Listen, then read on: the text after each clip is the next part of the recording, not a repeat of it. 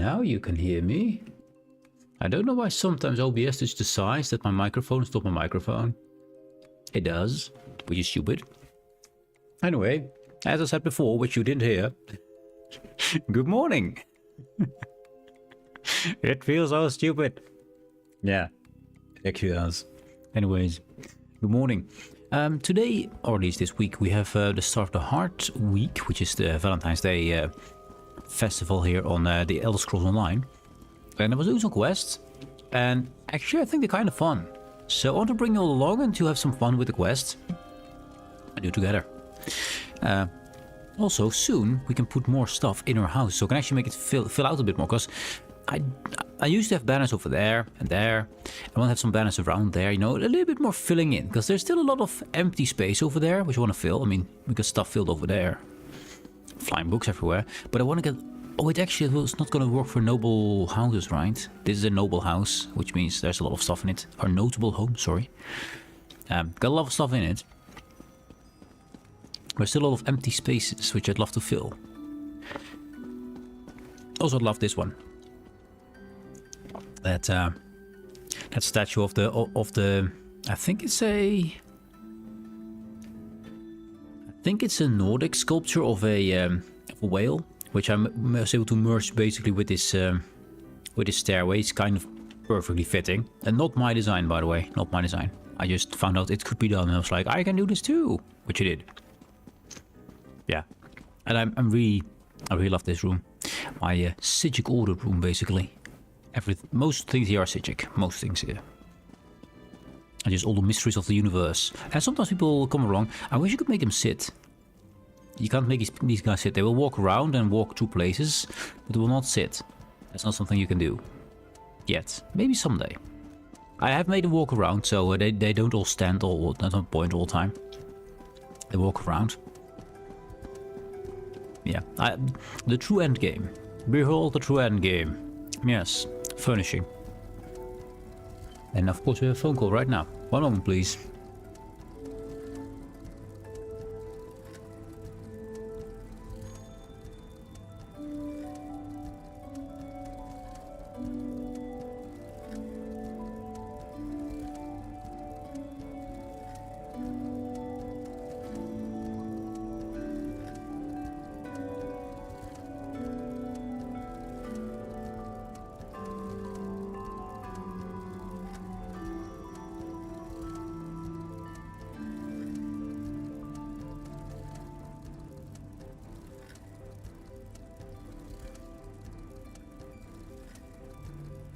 Sorry about that. A quick dad phone call. Who knows I'm streaming at this moment, so normally he shouldn't be calling, but he did. Calling off for this afternoon, which does mean we have some more time in the afternoon, so that's kind of cool. I didn't forget to turn off the music. I like the music. It's really good music, but it's not the game's music. So let's do that. That. There we have in-game music, yes.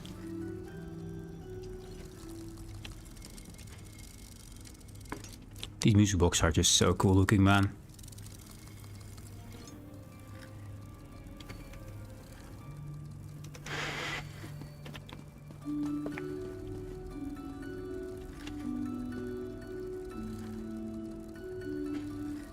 Slow Weenish walls, maybe? I like it. And there's Azander. Doing the Azander things. I have a lot of these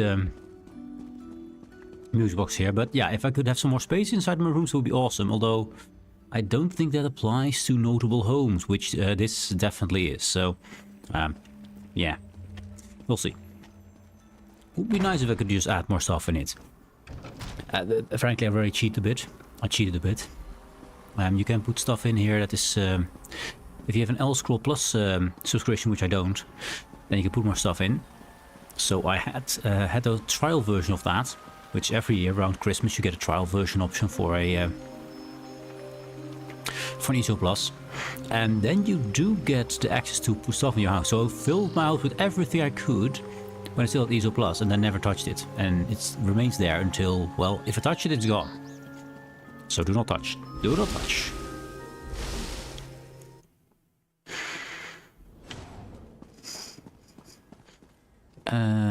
Oh, she was there and she disappeared.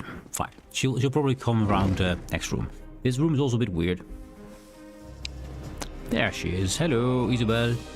So I already did the first mission, and with the first mission for this event, I might want to turn the music down a little bit, because this is a bit much. Audio, let's make it about 80. About... needs to be background, right? I think that's good. There we go. So the first thing you get from the first chest you opened from the event is a golden chest, like these ones, but then golden. You get a guaranteed. The first one you get will give you a let's get into it, side by side. A companion ring, a gold one, guaranteed. So I got myself this one. I instantly applied because it's just better than what I had. I used to have. Do I have it on me? Don't think I do. No, I had a blue version of this. It is not guaranteed what trait we'll have. This one has vigorous. It could be any trait for companions. And every account can only get one of these, not more.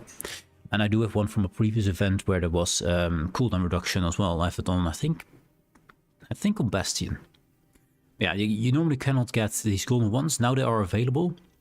People with more accounts can log into multiple accounts and just get them multiple times with different traits, and they are tradable. So I assume that we'll find them on the market soon. And if I can, I will try to buy a few. If I can. I was kind of lucky. This week I finally got past the 1 million on 1 million gold marker. I'm already down below it. But got my first million. I spent a lot of credits on my outfits, which yeah, another new outfit.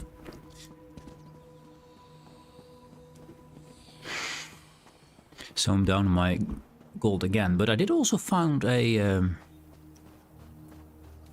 style trait book. Not just a single trait, a full book. And that book is about 3.5 million worth in gold. So I finally got my first million. And then I found an item that is worth 3 times as much. Which of course I sold, because I put it on the exchange, because I already have that set. That style.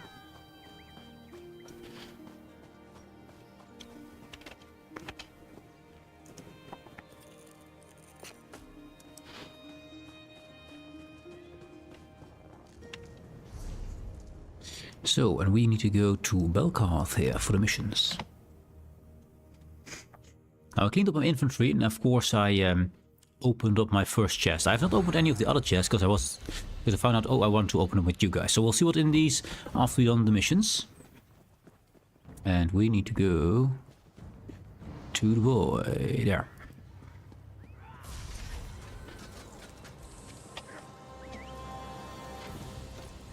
Let's go. And we'll find a lot of other people also doing the same thing here. So I have to talk to this big guy over here.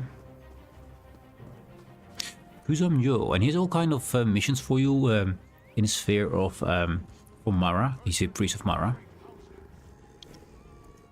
Mara's blessings, it is good to see you. You have accomplished so much in what feels like the blink of an eye. Now, I hope I have not misunderstood our friendship, because I have a personal favor to ask of you. What do you require? Allow me to first beat around the bush. I am certain that the aid you offered during Hearts Week pales in comparison to your lofty adventures across Tamriel. But I hope their impact is not lost on you. That's kind of funny, because I just recently finished the entire game, so yeah. The impact. You helped artists find the right words to speak of love. You repaired friendships worth their weight in gold. And yes, even played a few of Sanguine's games. Whether you knew it or not, you are part of Mara's radiance. What does that have to do with your favor? While I am a priest of Mara, love of a physical nature has always been a curious notion to me. Uh-oh. I prefer the intimacy of a shared space, kind words, or thoughtful gifts.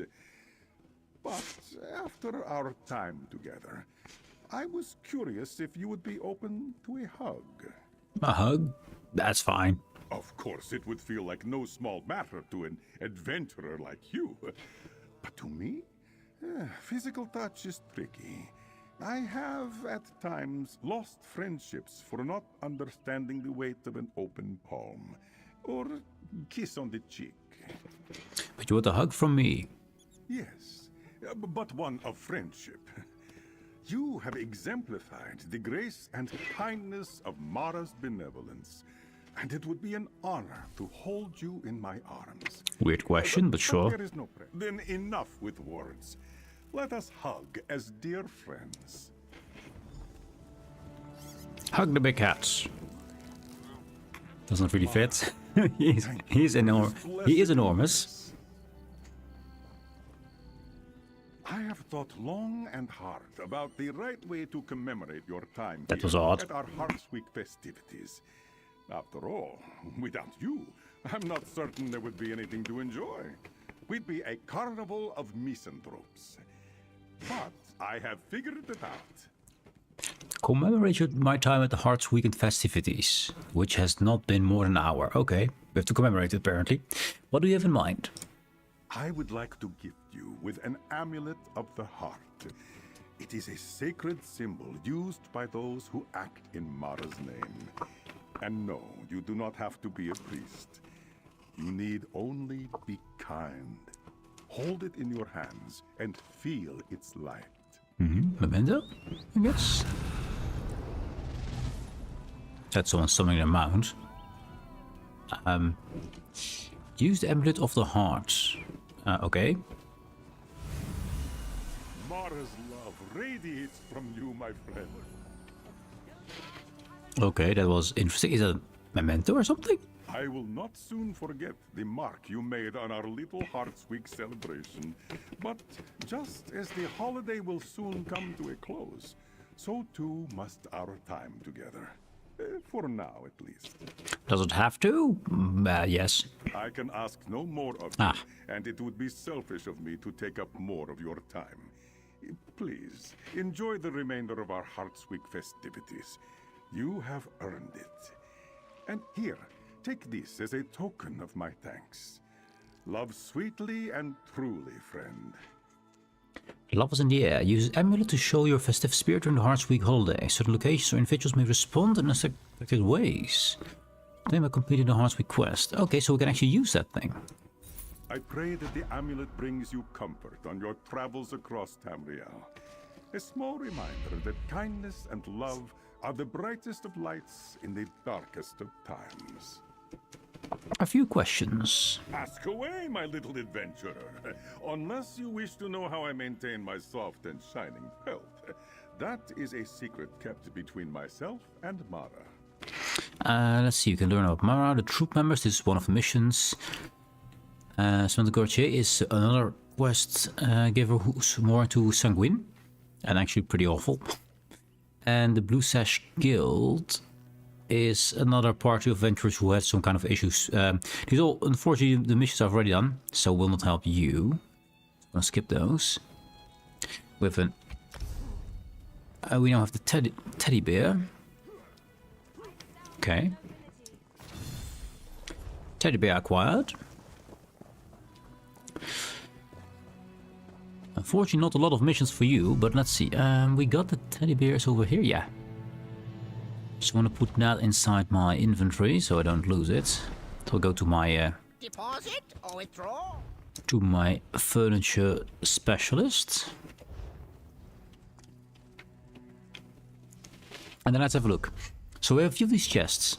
I do want to open a few right now, because there's curious within them. So might contain citations, companion gear, or other assorted awards for spreading love and appreciation across Tamriel. Mage's Guild citations, 33,000. Use citation, grant 50 points of Mage's Guild reputation. You must already be a member of Mage's Guild to use the item and cannot use it. Oh, I can level up with this. I mean, my character already has it, but that's a good... That's 33,000 suggested price there. Between 33 and 41, so... Let's say 38,000 gold right there. Nice. Okay. Some craft materials. Another Undaunted citation, which I already have as well. This character is fully leveled and everything, but I can use it for different characters. That's good. Group repair kit is useless. You never use that. I'd like some Nightshade. Embroidery is good. Griffin Plume is fine. Yeah. Another group repair. Oh, actually a new one. Solitude Pot. White. Okay, that's new. That's good. I like new stuff. Bone Pyre's Ashes for the Ascendant Order. Pretty expensive. 1,300 to 1,700 per. For a styling green is pretty expensive. Pretty good. A box of assorted stolen shiny trinkets. None of these items are worth more than a handful of coins, but they're all shiny, and they're all stolen. This gift for Ember is more appreciated when used during Hearts Week. A gift for Ember? Okay. Oh, these are things, if you want to up your favor with certain companions, that's what these are for. Yes. Okay. And we got stuff we already have, and materials. Crocodile leather, Dead Water Tribe. Not as much gold per as I expected, but it's still good. 600 is pretty good. For most simple trade items, start items, you have about 10 to 15 gold per, so yeah, they're still pretty good. So we got that. This one we didn't have yet. Can I preview it? What is this? So we can now make this pot. I mean, it's a pot. 27,000 per? Holy hell. I'm not going to sell this one, because I want to make sure every recipe I can learn myself will learn myself, so I can make it whenever I want to. So that's 27,000 down the drain. But this 2,000 is good. And this one is 300, usually not worth it, I think. 9,000 for a Leeuwin Chandelier. Oh, this one. Yeah, this one is kind of cool. That's kind of cool. Not crockpot. A crockpot. Okay, I was expecting cookpot, but no, actually crock. Okay. And these I can't use anyway, so that's fine. I'm going to... What's my infantry at the moment? I'm not sure these citations stack though. If you have more than one. I want to give this to other characters so they can actually give it to companions. If they want to up their rapport with them. But these haven't... These do not stack, it seems. Okay. So I have to be careful with carrying those around. Let's see if I... Yeah, I'll drop it just in the bank. Your gold looks better in our vault. Of course, it's because it's your vault, right? We don't need the citations. Those were the ones I want to get in there. Infantry mentions important. This is just all garbage. Waste of my inventory slots. This is also useless.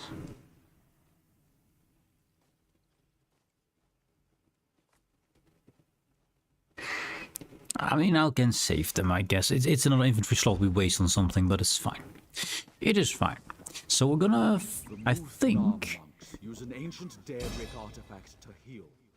How dare the very Ansu interfere with their holy work? You could go for a quick farm. Just go around and do some... Actually, I can do the quests again, I think again, if I do take a different character, so you can see all the missions. Yes, that's what we do.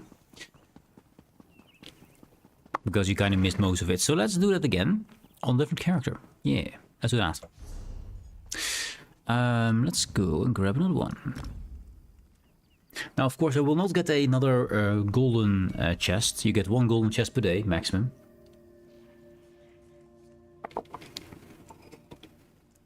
The first one of the day. And all the other ones are gonna be purple.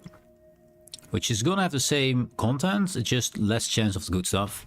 That's just how to work. They can still do the good stuff as well. They cannot give another golden ring though.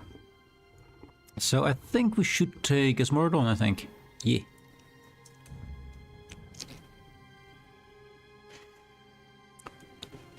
My Psijic Priest. Well, Priest, Psijic Mage. We're in the house, okay. I will do quickly the dailies because I haven't done that yet. We join that. Yep. Repurchase. Bam. And we also need to figure out what we get for... let's see, inventory is pretty good actually. I do have to get rid of all that. So we need to go to the Thieves Guild here. Also, I need to get rid of that speed. That speed is awful. It looks so bad. I have that because you need it when you work with other people, because they run so fast you need those. But I'd rather just go relaxed. Relaxed, there we go. It's just way better.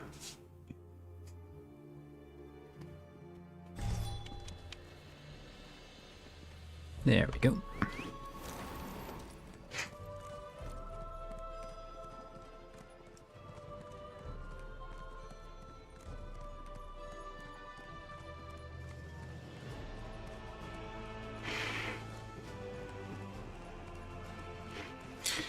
Did we get any mail? No mail on this guy. I've put a lot of stuff on the exchange. A lot of very expensive stuff on the exchange.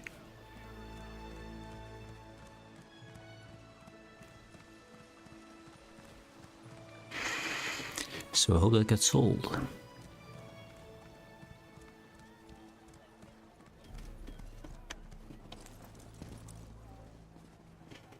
Still pretty fast. Do we have Swift? Yeah.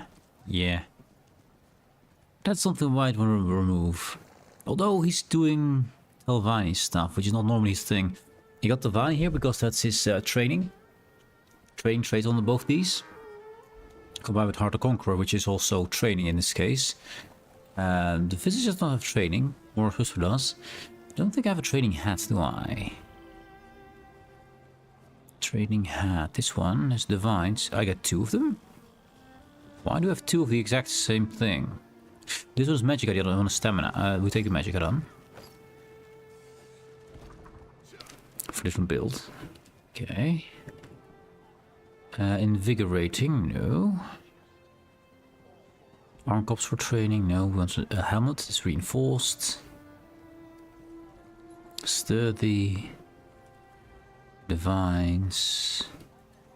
Divines. Also Divines. Okay, so no training hats at the moment. So we could level up a bit faster, but it's fine. It's fine. I don't know. I don't think he has access to any of the guys. We do only have the gift for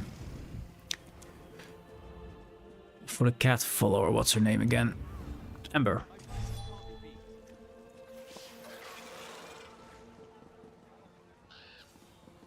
Ah, there she is. Hello, Amber. What's the rapport with you? Trouble?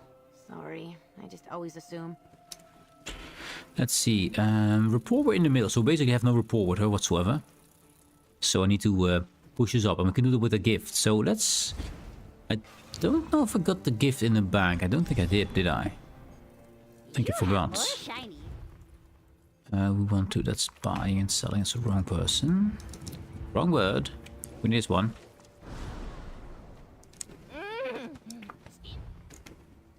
And then consumables. A few blueprints that I can't... Oh, still to sell these. Haven't done that. Don't see the gift. I might have missed it. Got citations. Don't think I put the gift in here, did I? Who knows what it would be in, actually?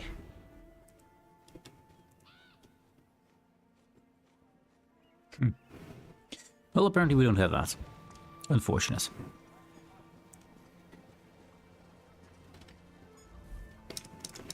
Maybe we get another one.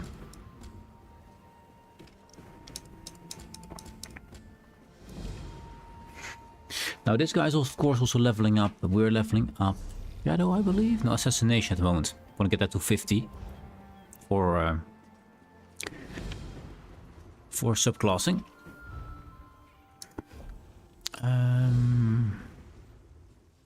I can take this apart and have a chance to get my Kuta back, which I kind of want, so I'm gonna risk it. And we got back. Jota, not good. Unfortunate. Oh well. One good lost.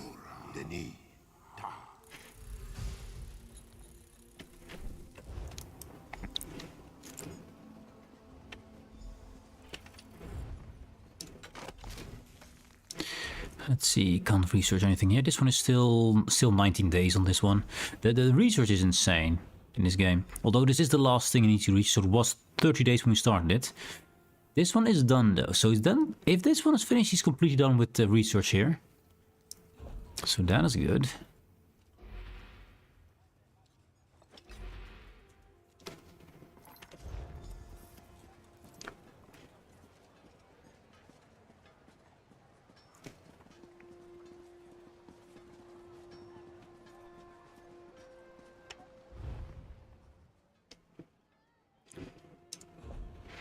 We can research something. This one is still up for 22 days. If nothing, 1 day. We don't have anything to research though, so that's unfortunate. Have to find something. With clothing we can put something in. It's good to know. Actually running low on molybdenum. Only 2k left. I used to be at 2.1k. I usually try to, with every character, they all need to craft things. So I also try to do it in the Breton style, which uses molybdenum. Just make sure I have a ton of that for every of my characters. But it, of course, it goes away faster than we get it. Because I don't get it that often.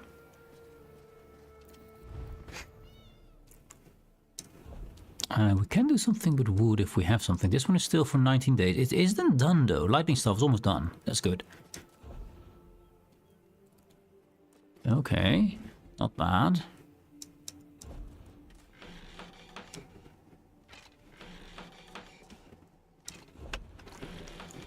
Maybe this will be, at some point this will be my secondary crafting character. At some point in time. Okay, we have some research to do. Don't have any research items, but we have some research to do. 3 days on that one.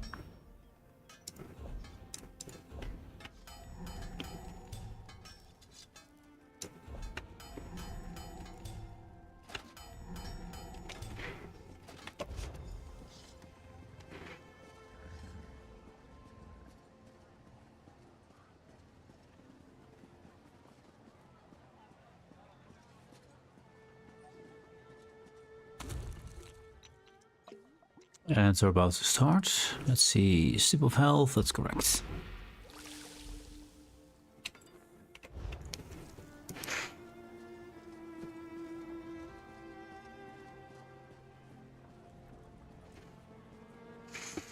And the ads are about to start.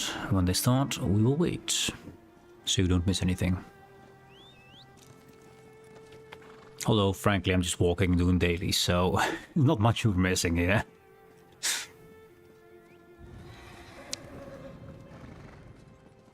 And after this one, we'll just get clear inventory again. And then we should be able to just go and do the missions. It's weird that the timer already said the ads should be starting and they're still not started. Don't know why that's offset. It's really weird.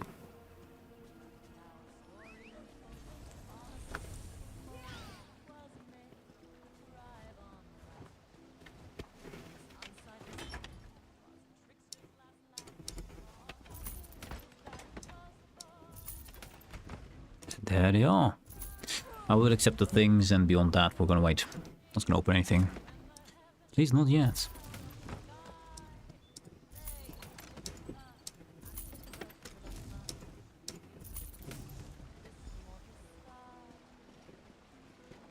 And then we wait. That does mean that we need to put on, of course, some music while we wait.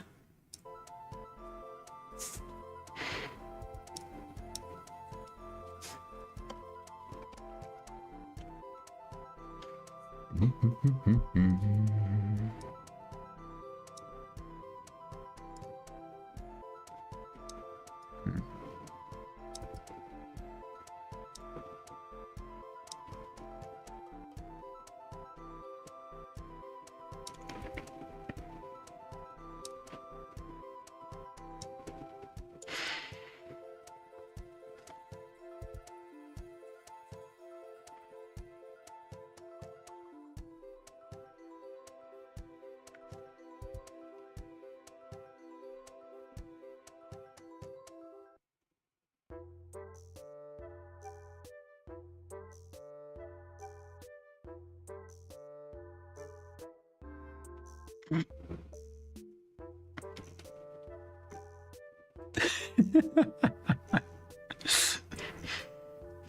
yeah, it's gone. Welcome back, guys. Welcome back. Welcome back. The ends are gone. Let's dispense with the music, no matter how great it is, and we'll continue on. So I just got all the stuff from the boxes. Let's see what's in them. Good, I hope. And I have to get rid of that stuff, which we have Amber with us. She's fine with that. Actually, she likes that, so that's good.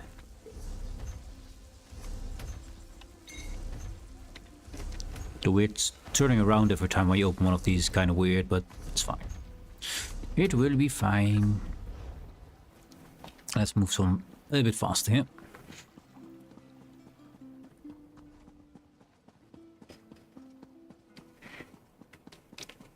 You also get some materials for the previous tier, which, well, if you have a higher tier than tier 1, which I don't, then you have the previous tier, which you never need. So I usually sell that instantly, just a filling of your inventory. Technically it's gold, but practically it's just waste of time, because it's not a lot of gold.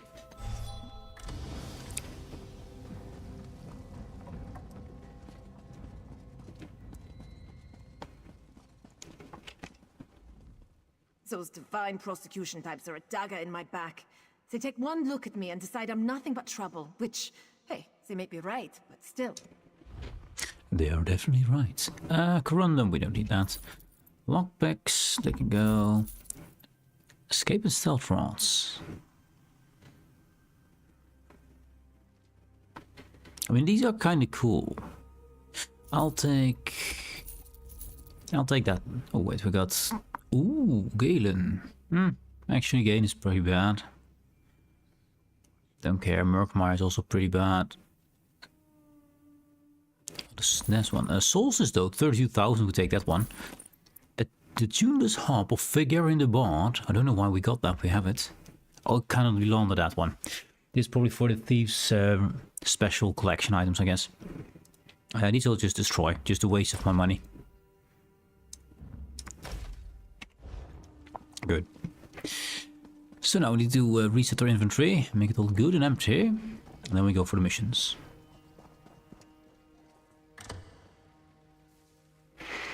The actual questing.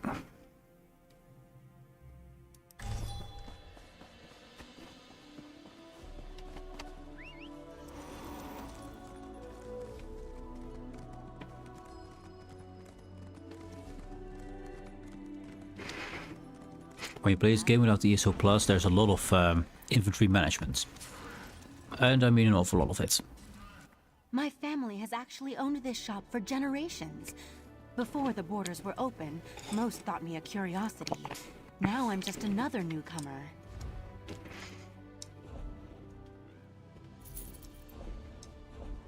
I don't need these.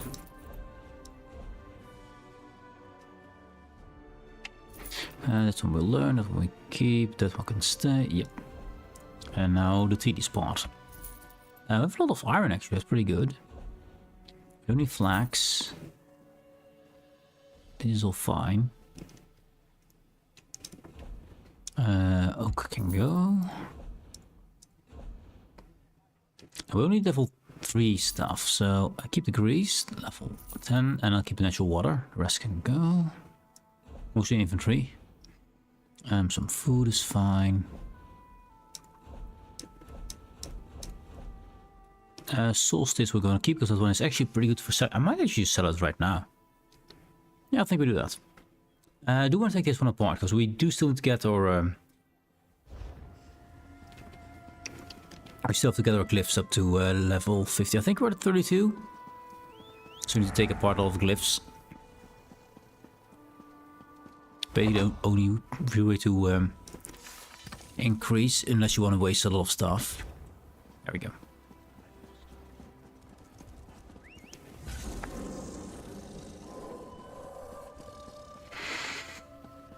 And then the bank. I only need chicken we keep.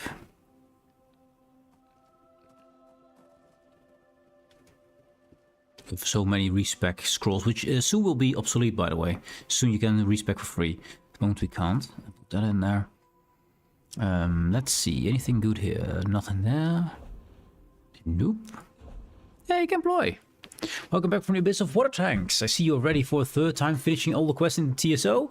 I mean, yeah, I have still 19 characters who need to do all the finishing. So, yeah.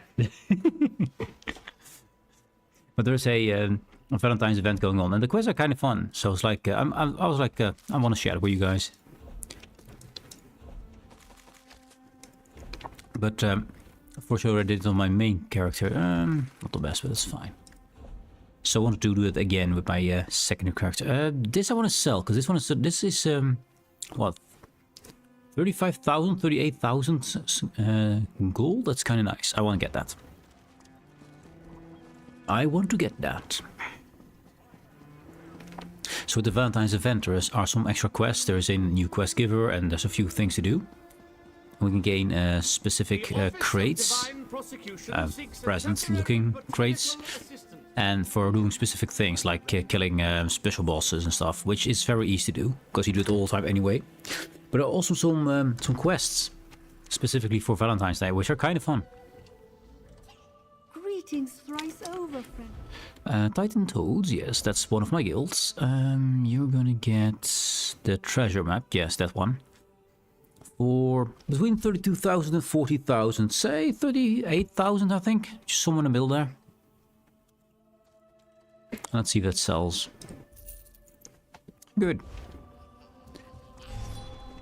We didn't need to get a bird, no, but it's fine. Yeah, I thought it was just fun to do, and I was busy with it, and I was like, yeah, let's share it. It's cool. Means we have to go to Belkarth. Craglawn. The one zone I never really finished completely. Because you're forced to do things with teams, which I rarely do. So let's go. Help, please. Many lives are at stake. Kusam Joe, that's the guy we need to talk to. And you can see all the festive missions? I don't know. This vendor was named Titan Toads? Titan Toads? No. That is my guild. I have, see, I have 5 guilds here. You can have more than one guild. I have 5 guilds. And you see this one is Guild Trader in Ebonheart. Not all have Guild Trader. So in Master of Eternia have no Guild Trader. So if I sell anything on the Guild Trader for Master of Eternia, it would never get sold. But I can still put it up. So I have to put in the right guild. Freckles has nothing. Lurkers does have a guild at the moment in the Rift here. So you can actually find this person in the Rift, and then that is our guild trader. So I usually sell the Titan Toads, because that's just one of the very good guild trader. It's also a trading guild. Yeah, it can be part of several guilds. It's kind of cool. 5 is the max though. So Titan Toads is one of my guilds. Trim my whiskers! Are you the adventurer I prayed for? I am Kusamjo, priest of Mara. All morning I've prayed for a sign, and here you stand, sweat shining in her benevolent light. Oh, tell me you've come to save our performance. Sweat shining in her benevolent light. I don't think we're that sweaty, are we? I was wet this morning from the rain, but I don't think we're that sweaty. Ew. So apparently we're disgusting. Great. What performance? It's only the blossoming flower of our Hearts Week festivities. A staged proclamation of Mara's message of love and compassion, sure to warm the chests of even the most stone-hearted dullards. There's only one tiny little issue. Tiny little issue. Very tiny, of course. Our theater troupe lacks passion. I fear their hearts are caged songbirds, struggling to find a tune. Speak with the troupe's director. She will know where to best shine your light. Meanwhile, I will gather some coin to pay you for your aid. I'll speak to this director then.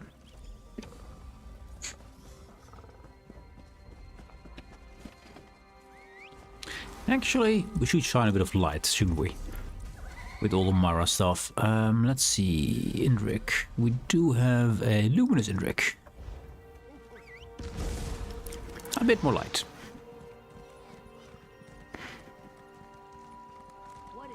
And that is not the right one. I don't know. What do you usually And holy events. There we go. I have a standing order with those Did he go the wrong way? strong I boys did from not. Arkansas Sword School. Someone usually comes to pick it up. They haven't shown up this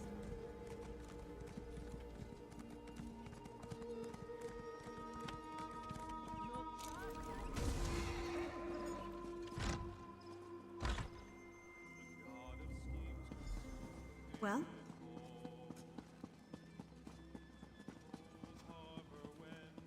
Oh, books. We touch books. So scroll here. Time, Gadaz.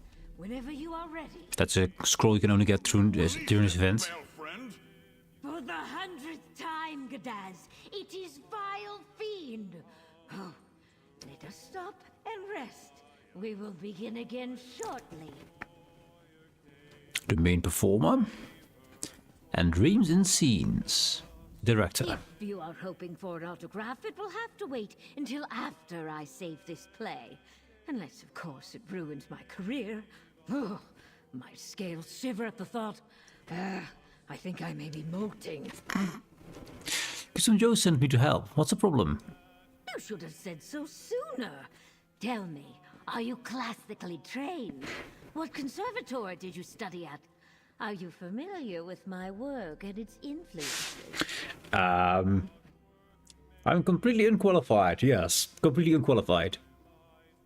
I see. Well, perhaps a fresh set of eyes and ears will do our play good. You will want to speak with our 3 troupe members.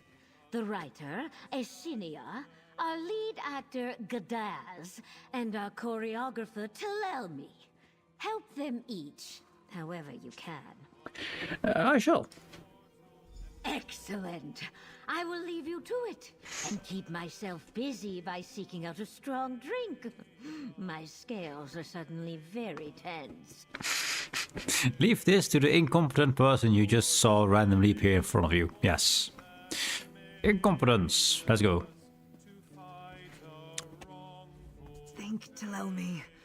An adventurer strikes true at the heart of evil. They do not falter in the face of adversity. But how do you capture such will and determination on the stage? If only this were a ballet, then I could really put on a show. Unfortunately, it's not a ballet. Your director sent me to help you. What a treasure! Look at you! All leather and weapons and... Well, the less we investigate that smell, the better. Yes. I'm stink. struggling with our climactic fight scene. It currently seems so rote, so wooden. Please, show me how an adventurer moves. It's official. We stink. And we're sweaty. Yes.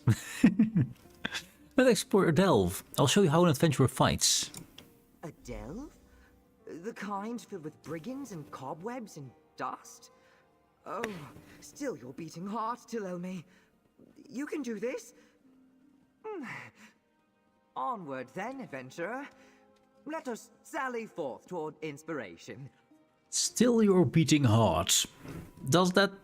I mean, your heart kind of needs to beat. If it gets still, then... Well, yikes.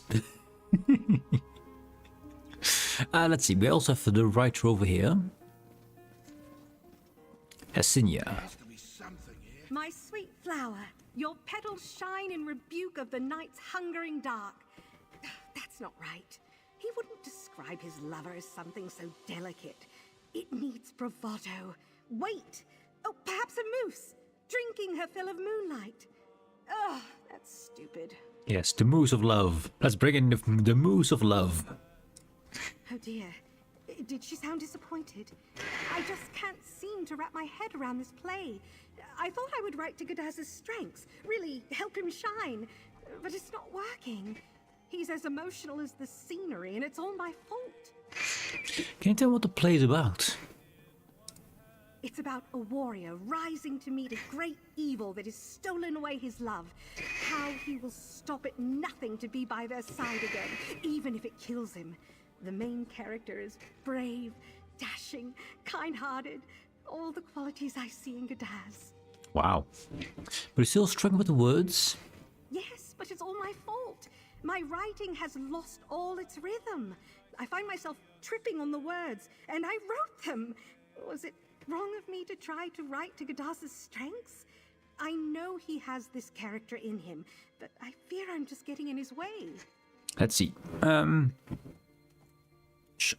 to your own strength. Let Gadas focus on his performance. Yeah. Take inspiration from Gadas's best performances. I mean, that's good. If you know what the actor is good at and you write towards that, could help. It's like you have feelings for Gadas. It was kind of obvious, yes. Let those feelings guide you. I'm gonna let them be lovebirds.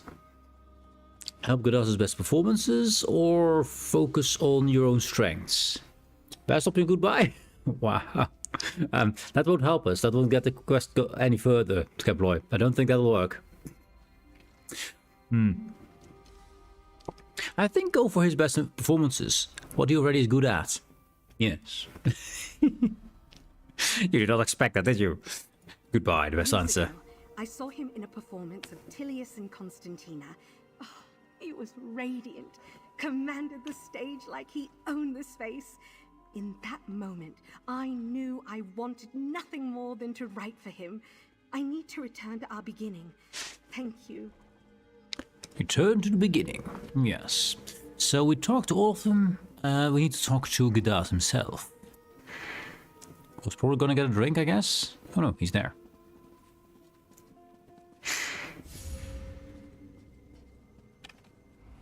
Are you my replacement? I told Dreams and Scenes that I just needed a little more time. Who am I fooling?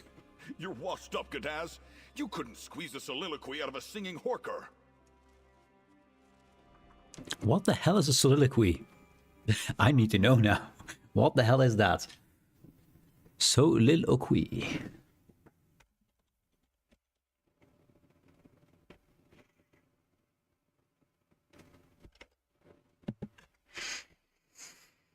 An act of speaking one's thoughts aloud, done by oneself, or regardless of any hearers, especially by a character in play. So, speaking what you're thinking. Okay. Well, a singing hawker, while he's singing, he will not speak about what he's thinking, I think. Because that's not how sing works. Good morning, Marcio. How are you, mate? I was wondering why you stopped streaming and making videos for WoWs. Respect and love. Well, that's simple. I used to, for WoWs, for those who can't read it. Good morning, Asmo. I hope you are doing well, bud. Missed your WoWs videos and was wondering why you stopped streaming and making videos for WoWs. Respect and love, my dude. Well, I didn't stop streaming, for one. I still stream every single day. But I stopped streaming WoWs because I used to play the submarines, which were relatively new back then. And many people didn't know how they worked. So I was like, well, if the people don't know it, I'll try them. And I kind of liked playing them. I thought it was fun. The problem was that I got so many death threats and curses and nonsense at my face thrown that eventually I was like, yeah, after a few months, I didn't like starting up the game at all. I didn't like starting up a stream at all because it's just so bloody negative and toxic. So I decided that I need to do something else or would just lose myself in a depression. So I want to do something else. So I have stopped playing WoWs and all that for a few years.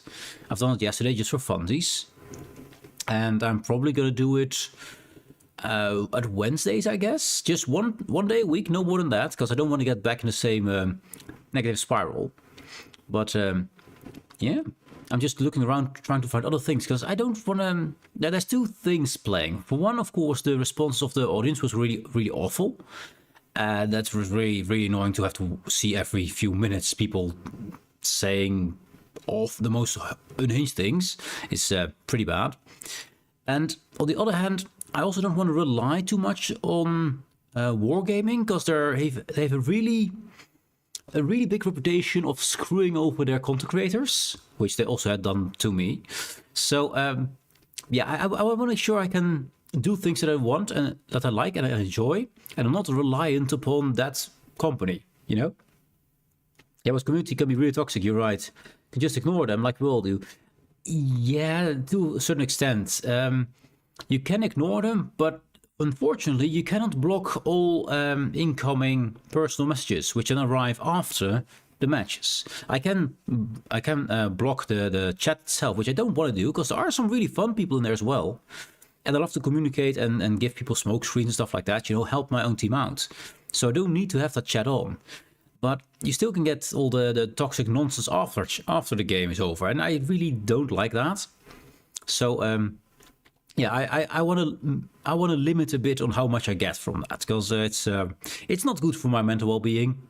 It's definitely not good. And I've promised enough as it is. I mean, I have more than enough problems without having that as well. So I'll try to limit it a bit. But I do want to go back to it a bit for Wednesdays. Because I did like making the videos for it. I think I was reasonably okay doing that. I had fun doing it. And yeah, I just like to have a simple game where I can just, against other people, just have a fight and see who's best at something. And sometimes I get owned, sometimes I don't. That's fine. Yeah. You're right, spot on. You're a really cool guy. I love your content. Thank you very much, man. That means a lot to me. Thank you very much. You're awesome, dude. So if you want to see more WoWs, that's probably going to be on Wednesdays. Because I plan to do something like WoW Wednesdays. And I probably practice a bit in my off time. But that's the plan for me at the moment. And if I can, I'll make some more videos, yes. But of course, I have to learn a lot more about the ships. There's a lot more ships in the game, a lot more mechanics. Apparently, fighters no longer spot, which is absolutely great. And I should have done years earlier, but at least it's now there. So, yeah, CVs are a little bit less obnoxious than they used to be. Yeah. I had fun yesterday, so I'm probably going to do it next Wednesday. And we see, as long as it's fun, I keep doing it. Anyways, your director sent me to help you. Yes. Bless her umber scales in your pity for an actor in need. This has never happened before. I've performed for kings, queens, and even a lich or two. But this performance, these words, they're different. Different words? Why? You see, I've fallen quite in love with the writer Isinia. Her words could shake the very foundations of Orsinium if she had but a capable performer to bring them to life. I fear that I lack the voice, the heart, the soul. The soul! I mean, he's an actor. He should do that. Maybe I can help you choose a direction. You're obviously the best choice for this. Definitely, yes. Completely... Of course. An opinion from a fellow thespian, unburdened by the weight of heartache. I am unburdened by the weight of knowledge and experience. Hero's monologue. He stands atop a hill, bathed in Mara's light, and commands the fiend to release his love. Release the love, you fiend! I love that, man. I think it's funny. Trust yourself and let the words carry the message. Let Mara's light shine through you. Become love's final stand. Or let the words explode from you. Become the embodiment of vengeance. Which is the orc way. True, it is. Also says gritty, funny, neutral. I want to see the embodiment of vengeance, I think. I'm curious about that one. It looks like a bad choice, but it looks like a fun choice as well. So, explode. Embodiment of vengeance, yes. Release them, vile fiend. There it is. Such strength, such power. I feel like I could punch a horse. Has this always been within me? For better or worse, you've helped unleash a beast. Thank you. Uh-oh. Unleash the beast. That's definitely not gonna haunt us later. Yes.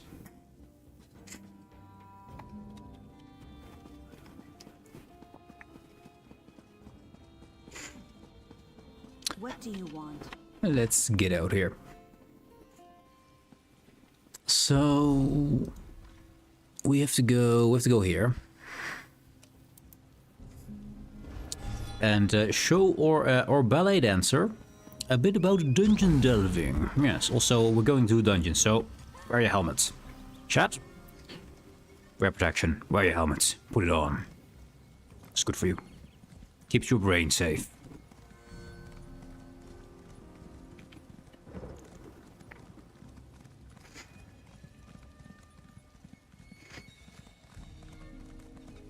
But also a thing that I like about doing other things than World of Warships is World of Warships doesn't have a story.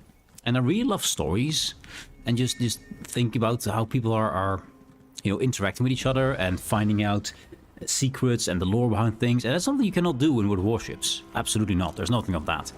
So I do like to sleuth a bit when I can. And I recently been playing a game called Starcom Unknown Space. It's a small game, not very well known. I think it's really fun. It's simplistic, where you're in space and you have a ship you can make from little building blocks and make a better ship, and you have to fight enemies, of course. But the story is absolutely great, and you can find secrets, and actually you're not having some kind of monster creature says, "Oh, hey, look at me! Hey, look here!" to spoil all the secrets. You have to actually find them yourself, or you don't find them, which I think is really fun. It actually respects your intelligence instead of all that stuff that just, you know, spoils every single story bit or every single mystery. You have to actually find it. I think it's a really fun game. You tried Guild Wars 2? Oh yes. I have over 3,000 hours in Guild Wars 1. And I have, I think, 1,500 hours in Guild Wars 2. So, yeah, I have played it quite a lot. Unfortunately, at the time when Guild Wars 2 released, I have played so much Guild Wars 1 that I kind of was burned out on MMOs. So I was kind of burned out. But I do have it. I own it. I have finished it as well. Although I have to say, the final fight against the final dragon, that was not the best. Not the best. Yeah, I started out with Guild Wars. It was back in the day when I was still a young one, and I had a choice between either the new game World of Warcraft, completely new, no one has seen it before, it was a new game back then, or Guild Wars.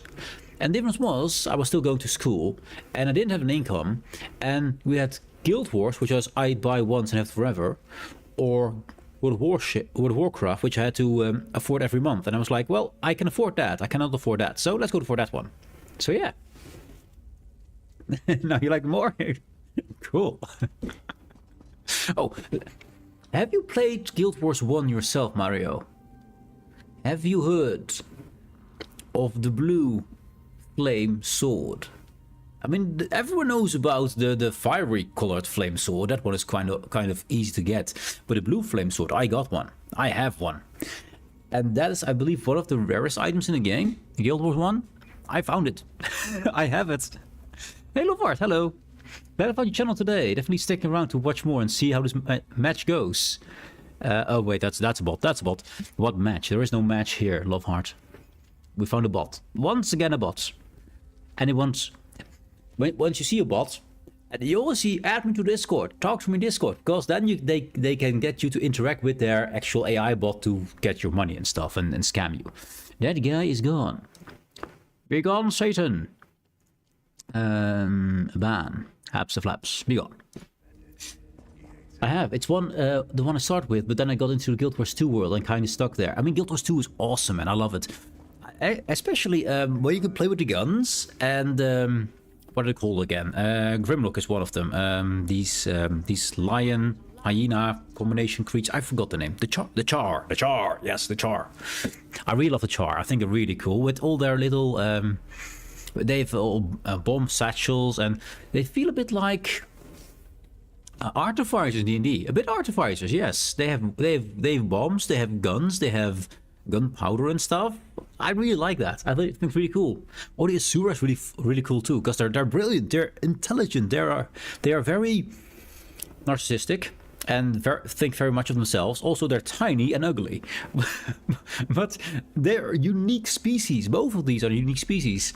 Where in most normal games nowadays you see, well, obvious. Actually, let's do it like this. There. Obvious, you got the elves, which everyone knows. You got, I mean, we have now cat people. That's kind of... Is that unique from Elder Scrolls? I mean, now we have cat people everywhere. But I think it's kind of unique, because they're actually fully cat people. They're not like just an extra set of ears and a tail. It's actually cat people. But I like when it's unique and when they actually make their own species and stories and stuff. When it's actually something unique to the game. And Guild Wars has a lot of those actual unique species, which I like a lot. But yeah, I love my MMOs. I think they're really fun, and especially if you can find secrets in them, and there's things that don't hint at where they are. For example, in this game here, ESO here, you have If you have Blackwood here, if you have not found this, I recommend going right here on the map. In this location you will find someone. Also, in this location right next to here is a little gorge down here with a little encampment. Look there. There are quests there that do not have quest markers. No indication where to go. You have to read the text and have to find out where to go. I like that, man. Things where you actually have to use your own brain to figure out what the secrets are. Without a big exclamation mark saying, go here now. I mean, sometimes it's useful. I don't want to serve every little bit, but there are a lot of cool things you can just find yourself if you read. Actually pay attention to it. Because the stories are usually... Oh, hello there. Are really worth reading. For example, this one. Cal. I've got a buyer for 5 soul gems and 5 sky shards. You can sell sky shards? He's offering a premium price. I mean, you could buy Glumbra with this kind of gold. Well, maybe not all of Glumbra, but you get my point. Well, for your sons and your sons' sons and your sons' sons' sons and sons' sons' and the son of the son of the sons' sons, yes, and all that. Now, I don't know where you're going to find these things, I don't care. But you're going to find them, right? Read this score. Trimble. Apparently Cal has a lot of sons. But this is not a sky shard or anything, so sky shards are usually, they just stationary, you can't move them normally. So I'm curious how they get sky shards. Also, they have no purpose, I believe, at all for non-player characters. At least I don't know of. Can we get up there? I wonder. I don't... I think we can walk up there. Can we? I don't think we can walk there. We have to go through the towers. Going to run some errands, brother. Stay safe and see you soon again. Oh, awesome, dude. See you later, man. One of my favorite content creators, so you know when I have the time to sit and watch it. I mean, cool mood. I'd love to see you again, man. Have a good one. Get those errands done. You can do it. And yeah, thank you for stopping by. And thank you for the kind words. It's rare I hear them from actual person, not from some kind of bot trying to, you know, scam me. Which is far more common than you might think. Oh, I'll take that one. My soul gem now. Ah. Exquisite footwork. Oh, there's someone there. Not for long. Assassinate. Yes. I'm not the bot, I love you more. Oh no, oh no. Are we gonna have a love off, Camploy? I love you more. No, I love you more. Who is the favorite child? Oh, by the way, mostly for Twitch, of course, I am in the process of having a new emote being made. It was kind of interesting. I had a guy coming by who asked me about D&D, and I've been playing D&D for over 25 years. So he asked me if he knew anything about D&D. He had some problems with making his D&D character. I asked him some advice. So I gave him some generic advice on how to make a D&D character, a few question lists to make your own character have a certain personality and stuff. Nothing spectacular, just something useful for a starting player. He was a bit overly thankful for that, because it was not that insane, but sure. And I asked him how it went, how it would do. He contacted me a few times later, and about how it would go, and about more ideas. And he did try to push a bit that he wanted to make some emotes and stuff, because he's barely an artist, and well, you know that I'm not a rich man, so I can't really afford that kind of stuff usually. So usually I say, sorry, I don't have money, you have to find someone else. But this guy was about D&D, and I was trying to find some help, so I just helped him out. And then didn't hear from him for a week or two. And then asked him how his D&D went, and he forgot what D&D was. And it was like, lies. Lies. But I talked to him. He seemed a nice guy, so I was like, you know what? I'm gonna give you a chance. So I gave him a chance with a request for an emote, an animated emote. And we decided on a price, and I said, well, a little bit less than half at front, we'll see what happens. And I was actually kind of expecting that money to just disappear, that we would never see it. That was what I was expecting. But I was like, I mean, at least not a bot this time, it's actual person. So let's give him a chance. And he actually, which I didn't really expect it, on time, he today let me see a line sketch of it and the first idea for the movement, and it looks really, really freaking good. So he started with lies about that he wanted to know more about D&D, which is not the best start.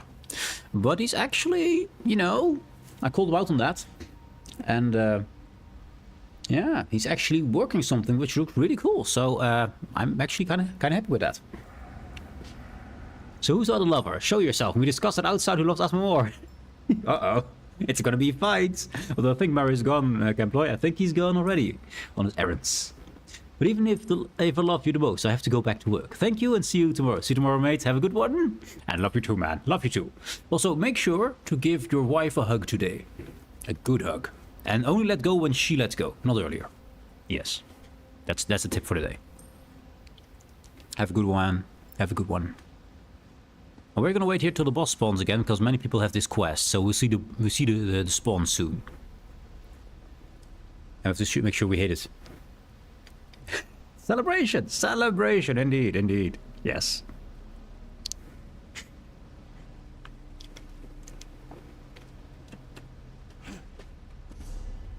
Yeah, I gave him all kind of ideas about how to make a character, and just the kind of list of what do you want your character to be.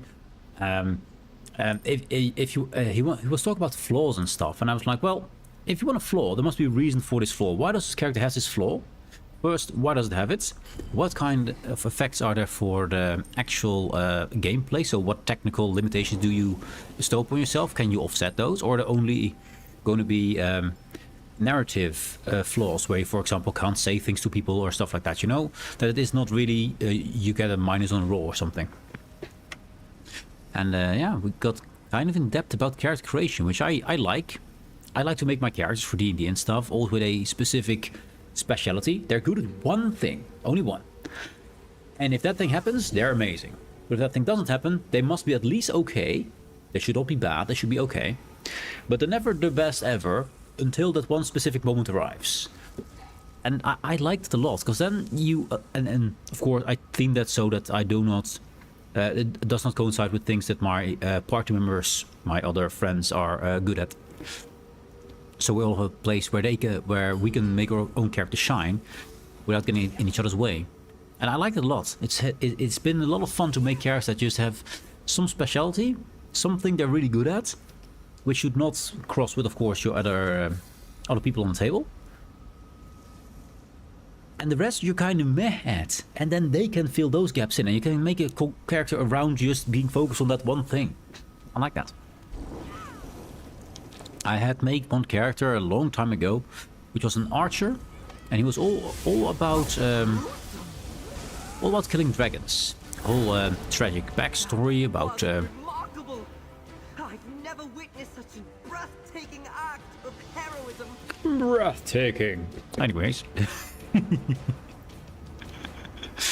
Anyways, he was an elf, and I want him to be good with the bow, just an archery elf, and I want him to be very good at hunting dragons. That was the main thing, hunting dragons. Now with archers, you have a favorite enemy, at least at 3.5, you had a favorite enemy, which gives you a bonus to a specific creature type. And I found a few rules where I could make it into dragons, and every few levels after you get another. Either you improve your favorite enemy you have, or you get another one. And I have actually got another one afterwards, which was mages, because most dragons are magic casters and count as mages. So I had mages and dragons, so it would at least be decent to get mages as well. And I improved my dragons as well. So I have improved dragons, and then also first mage, which also stacks upon dragons. And for the last one, I once again improved dragon. So my dragon weapon attacks would have a +6 now. They get a +2 for each step. They got 3 upgrades, so +6. My mages was +4. And then I went into what was it? Outsider, which means basically something from another realm, from either the Celestia or from the Hells or whatever. Not from Earth. That's the last one, because I didn't know what to do. And eventually we had a big epic fight with a big army coming for us. And there was... a commander was a dragon. My DM made that an outsider. It was a devilish. I think it's devilish dragon. That means he's an outsider because he's devilish. He is also a dragon, and he was also a mage because he's a dragon. I saw him at the back of the freaking army, and I was on my my animal companion was a celestial eagle. So I was on my celestial eagle. We flew up to the skies. I saw him over there. I pointed my arrow and I shot, and I, in one turn, annihilated the boss. One turn, boss gone. Jim was a bit sad because he made a lot of work on that boss. But I was really happy that he allowed me to have an epic moment like that, because, I mean, it could have been just any other kind of creature, but it wasn't actually a freaking dragon, which is awesome. In most other battles, my guy was decent at what he did. He was not the best, but he was decent. But versus the dragons, he was insane. And I love that there's just points where your character shines, and points where it is not the best. Points where it is, well, you know, overshadowed by others. It was truly a marvel watching you cleave your way through that delve. Such grace with every strike, such certainty with every spell. I hardly even registered the smell of blood and filth. I was so enraptured.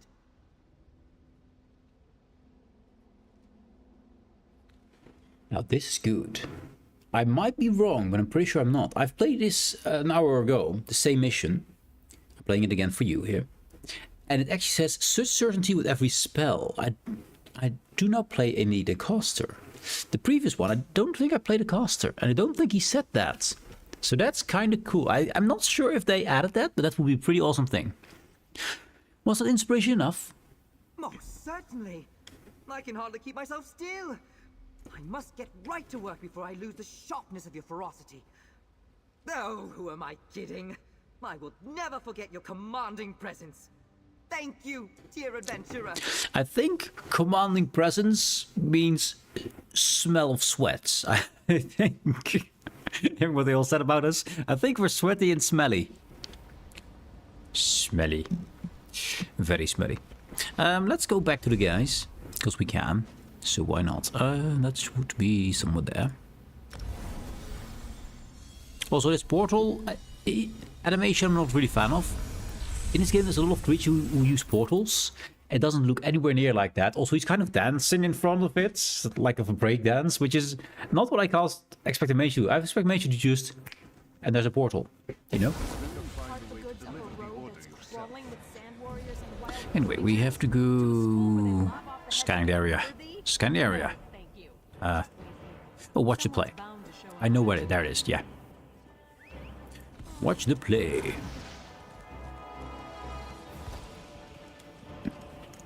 So we expect ferocity. We expect his strength to be amplified. And our own frosty, I guess. Let us take it from the top in 3, 2, 1.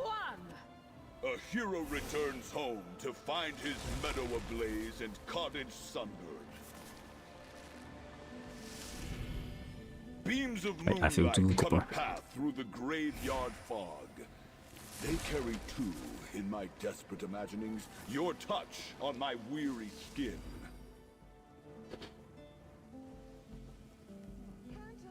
Release them, vile fiends! Well, that was very short. So we slept soundly atop a bed of flowers, never to be separated again. Excellent work, everyone. Now rest up before we get back to it.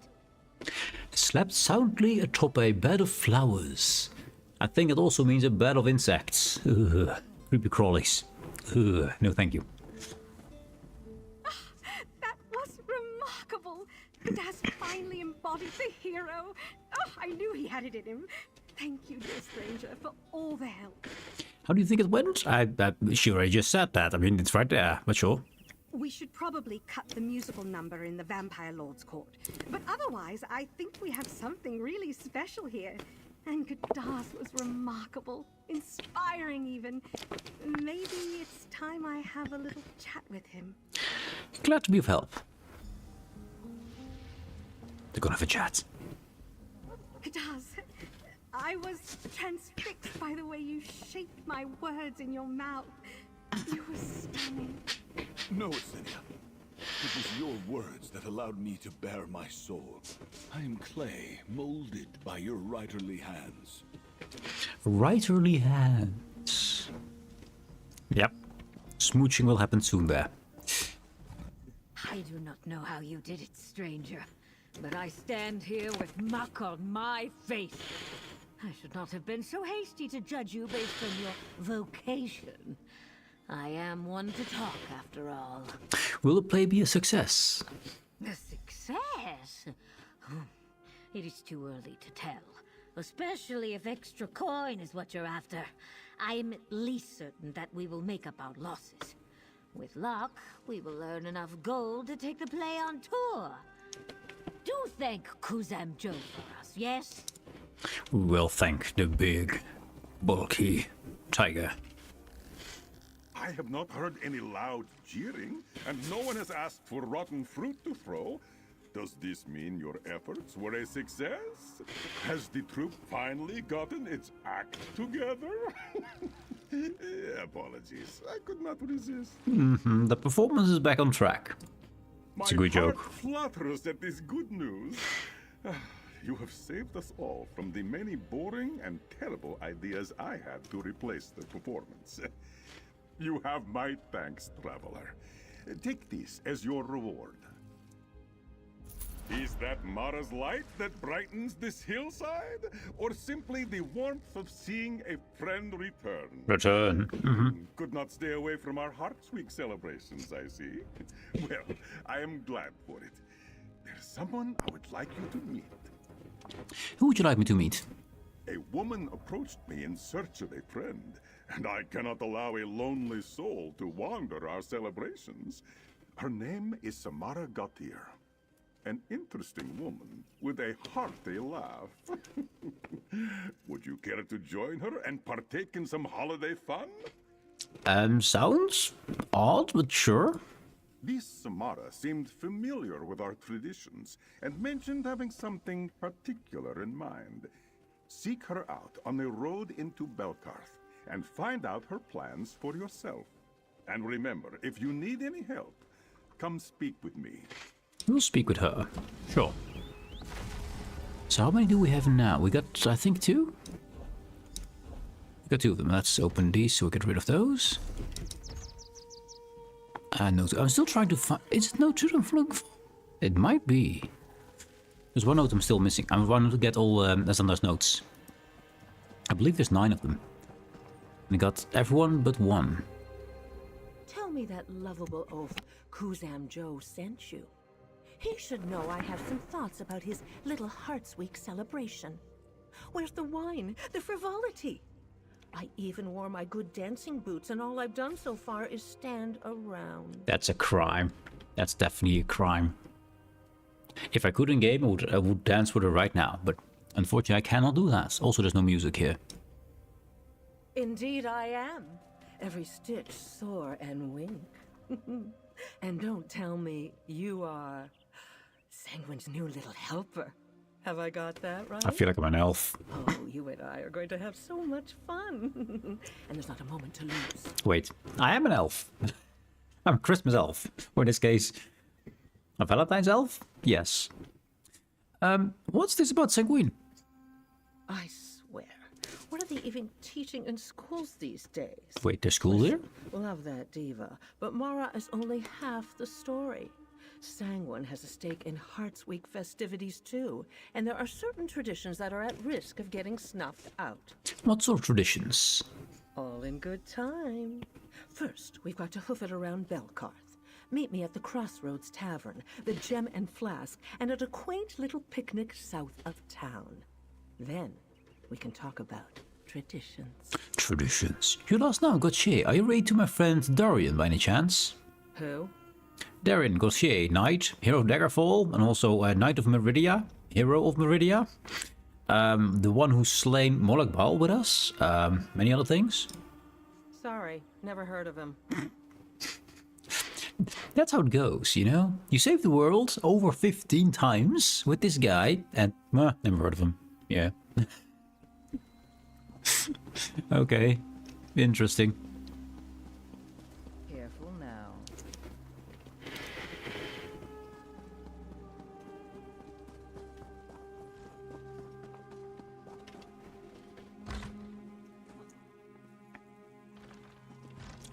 Readable. Smugglers. This is your last warning. A slip-up of this kind can't happen again.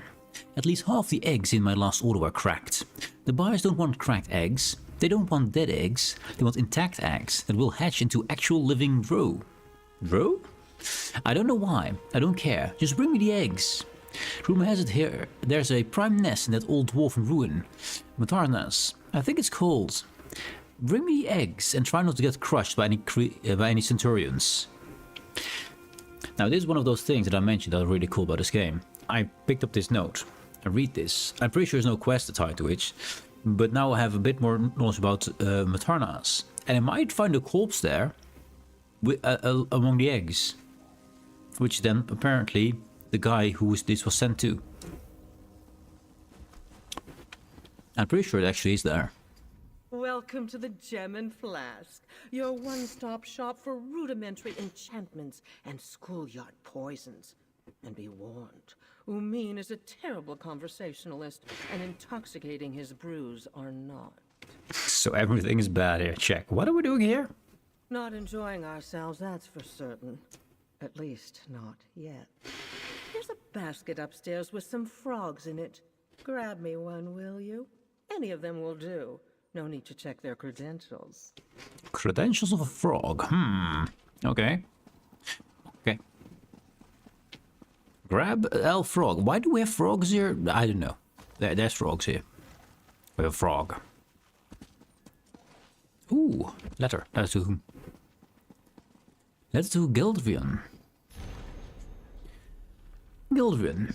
Next time, don't hide your gold in a stupid barrel. Any old fool could come along and take it. I took a gold to the bank for safekeeping. That's what banks are for, you know. Didn't Mother teach you anything? I didn't want to lug this shield along too, but it's not like anyone but you is going to use that old thing. As for your onion, well, stashing that in the bank is just plain silly. And it's starting to smell. Your brother, Randolph. Okay. So is there gold here? No. Nope. I mean, he said he took it away, so... Anyway, we got a frog. We're distracted by not frogs. Did you choose a good one? I wasn't going to tell you this, but there was a correct choice. No going back now. That's evil. Evil? I want another frog now. And the frog, what now? Now begins a lesson in perspective. Mara would have you believe in the inevitability of love. But what's her advice on finding it? Join her priesthood? To find it, you need to take risks. Sometimes that gets you hurt. Other times... Other times? Well, wouldn't you like to know? I want you to kiss the frog. And before you start protesting, it's not an idle fancy. Kissing this frog will grant you a new, let's say, perspective. After that, we'll play a little game. Chat, are we going to kiss a freaking frog? Kiss the frog, sure. If that was. Lie, I'll definitely kiss the frog. Lie. We kiss the frog, yes. Or refuse. I'm not kissing a frog. I think there's only two options. Are we going to kiss it or are we going to lie about it? Let's do weird. We're going to kiss the frog. We're adventurers. We stink already. We already stink, chat. You as well. You stink, chat. Yes, you smell. Yes. Kiss the frog. Kiss the frog. Words to live by, friend. Now give those bright eyes a rub and go outside. You should spot a few treats courtesy of your friend Samara. Collect them for us, will you? Treats from her. Oh, we actually see weird now. It says we need to go up and away. So was this a toxic frog? Was this a poisonous one? I think yes. Everything is a bit more green. Just a touch of green. There it is. A treat.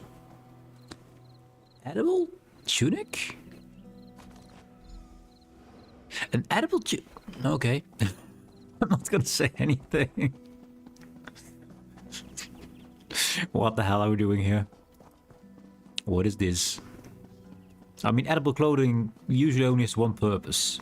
To be edible. Defaced Mages Guild reward notice. Posted. Significant reward for dwarven parts recovered from ruins of Matans. Was studied by the Millennium of Mages Guild. The Millennium? Yeah, Millennium. This post has been defaced with a lewd drawing of a high elf labeled Millennium. Beneath the drawing is a scribbled liars and cheats. I delivered 6 dwarven gears and all I got was a lousy book. It was 1 and already I read 2. Yeah, that's okay. So maybe not. Maybe not. Anyway. A tin of Daedric chocolates. Daedric chocolates. That's definitely interesting. Is there anything else? No, just go. Actually, no, there's a talk to. No, I don't think we need to talk to the guy. We just go to her. I think. Find Sanguine Streets. We still find Sanguine Streets somewhere. So I don't think we have them all right now. Let's see. We can talk to the big cat. Go to her. Okay. It still says it's grayed out to the right. Find Sanguine Street. So I think there's more to find. I usually have to find 3 things, not just 2 things. So kind of think there's one we've missed so far. What's that? That's yeah, it's Kuzum Joe. There you are. I was beginning to wonder if you strolled into the lake. Now are you ready for our next tradition? We'll be helping a couple take the plunge, if you will. The plunge. What are we doing here? Over the bridge, a pair of sweethearts enjoy a picnic. They love each other dearly, but neither has the courage to say it. Mara would have them wait for a sign, but I've found lives to be too short to leave to chance. I say we give them a push. Push. What do you have in mind? I find song to be the best way to grease the wheels of romance. Head on up to Belkarth Bazaar and find Lachlan, good friend of mine. I requested specially made instruments for this very occasion. Interesting. Also, the ads are about to start, so where are they having their picnic? Is it them? Picnic goers. So is them. So those 2 over there. An orc and a red card. Okay, interesting. Most interesting.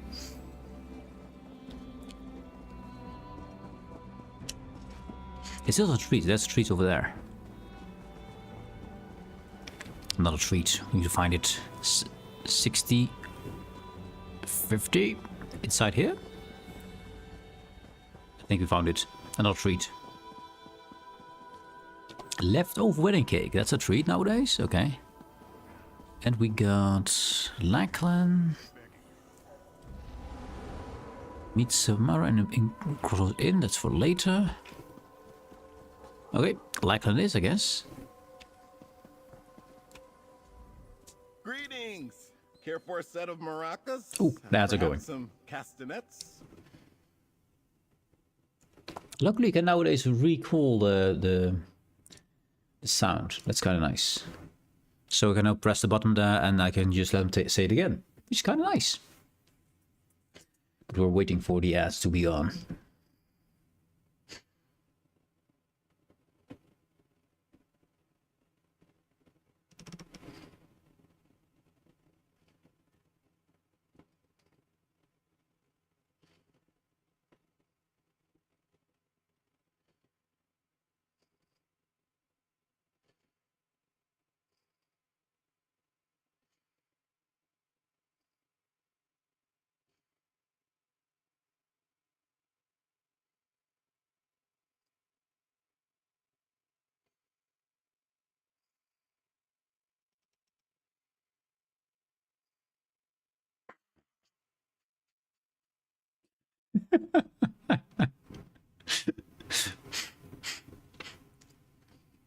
And yeah, as I go, guys, There's a good one. You know these elevators and those up buttons in the elevators, you know? Just a regular button.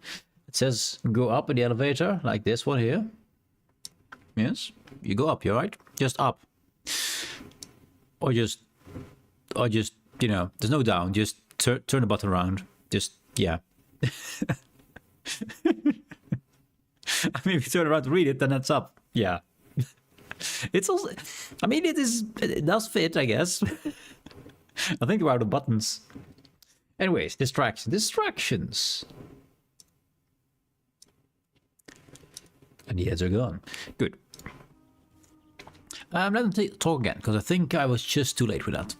Greetings!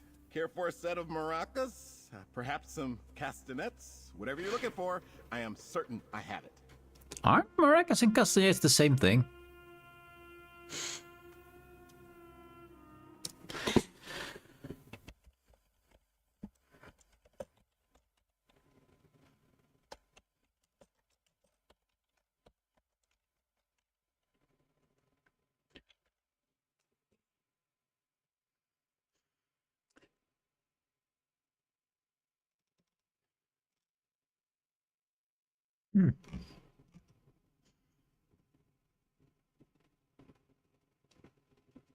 Yeah, I don't know. I don't know. They seem kind of the same to me, but sure, I guess. Lachlan, Samara sent me to get instruments from you. I did not think she'd darken my doorstep so soon. Yes, I have her instruments, though I should warn you, the enchantments she requested are quite Garrett. They're enchanted? What do they do? As she requested, they instill a voracious fervor. I fear listeners are likely to tear each other limb from limb or go mad from the tune. If she's changed her mind, I do have instruments with gentler effects. Shall we go all in? I think we go all in here. We'll take the voracious instruments. Voracious. Of course, yes. Whatever Samara wishes. If you would be so kind as to not mention that I second-guessed her, I would greatly appreciate it. Uh-huh. So we have a very dangerous instrument here.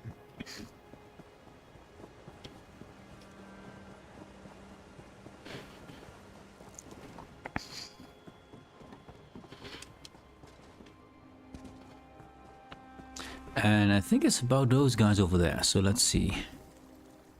Hope Lachlan wasn't too much of a bore. You know how musicians can be. So particular about their tools. Here's what I found for, I think, for treats. Precious morsels, each more mouth-watering than the last. Consider this one tradition fulfilled, friend. You took a risk and tried something new. No tricks or poison lips this time, but that won't always be the case. Remember that. Poisoned lips? That sounds dangerous. Hope Lachlan wasn't too much of a bore. You know how musicians can be. So particular about their tools. Here are the instruments. Excellent. Such fine craftsmanship. I just may have to visit Lachlan myself and sing him praises. Stay for the show, won't you? I'm certain it will be fun.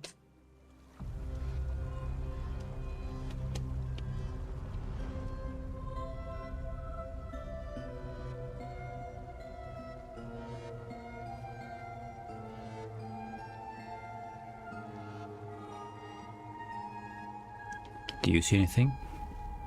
I assume it's them, they're picnic goers.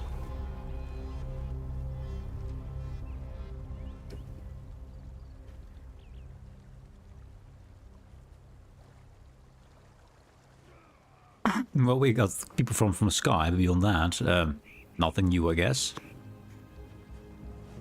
I don't see anything here. I'm assuming there should be happening something there, but nothing happened. Okay. I think. Okay. We might have to push this as a bug. Might bug report this one, because also my previous attempt, it didn't do anything. That's Stargaze, we don't need Stargazer. which is also over there.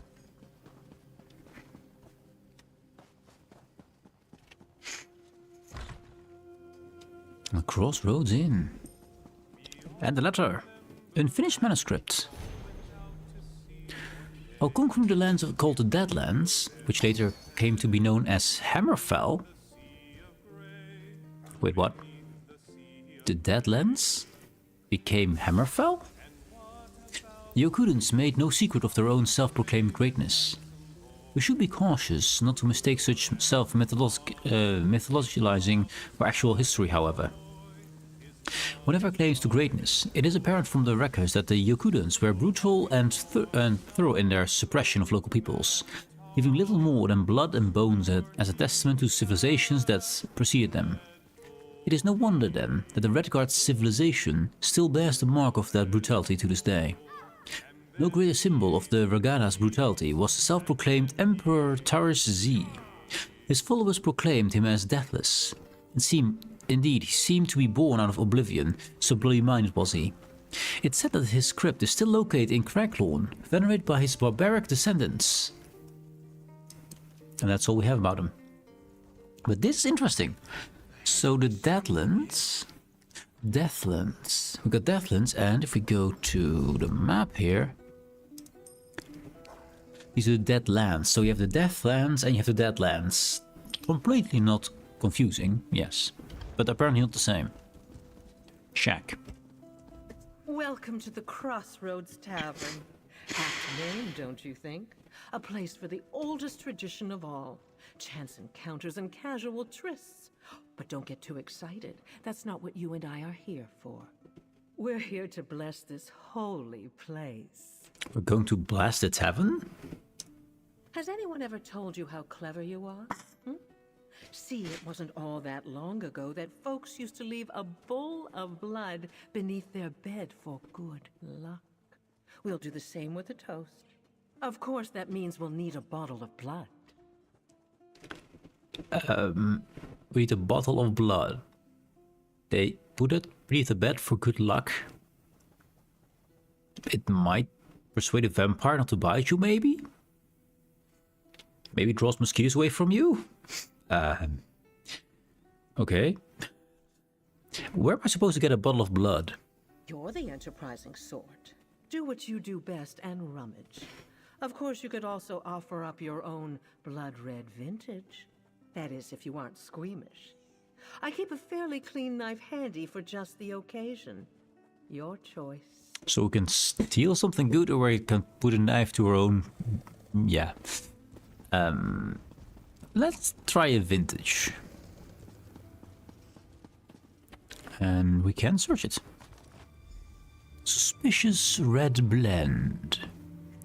Sus. Very sus. Well, if it isn't my sanguine sommelier. Back with a bottle? Hope you haven't stolen any sips without me. That would just be rude. Here's the vintage you requested. Phenomenal. A toast, then, to chance encounters. Whether they end in love or heartbreak, may they at least be memorable and worth the price of the room. Good work, friend. A tradition well honored. And that's the last of her quests. Well now, by my count, that's 3 traditions upheld. Have I got that right? Yes, you do. I hope you learned a little something from our time together. Can't have Mara's light snuff out all the passion and sharp edges that come with love, can we? Remember me the next time you sip some wine. Now go on back to our priest friend. See you around. I'm ready. You best get a move on before Kuzam Joe starts looking for you. Wouldn't want him to think we've run off together, would we? You promised to flirt if I complete your traditions. I don't think she promised that, did she? I don't really recall. I don't think she promised that. But it could be funny. I wouldn't exactly say I promised, but as a fellow twister of words, I'll acquiesce. Why don't you give me your best shot?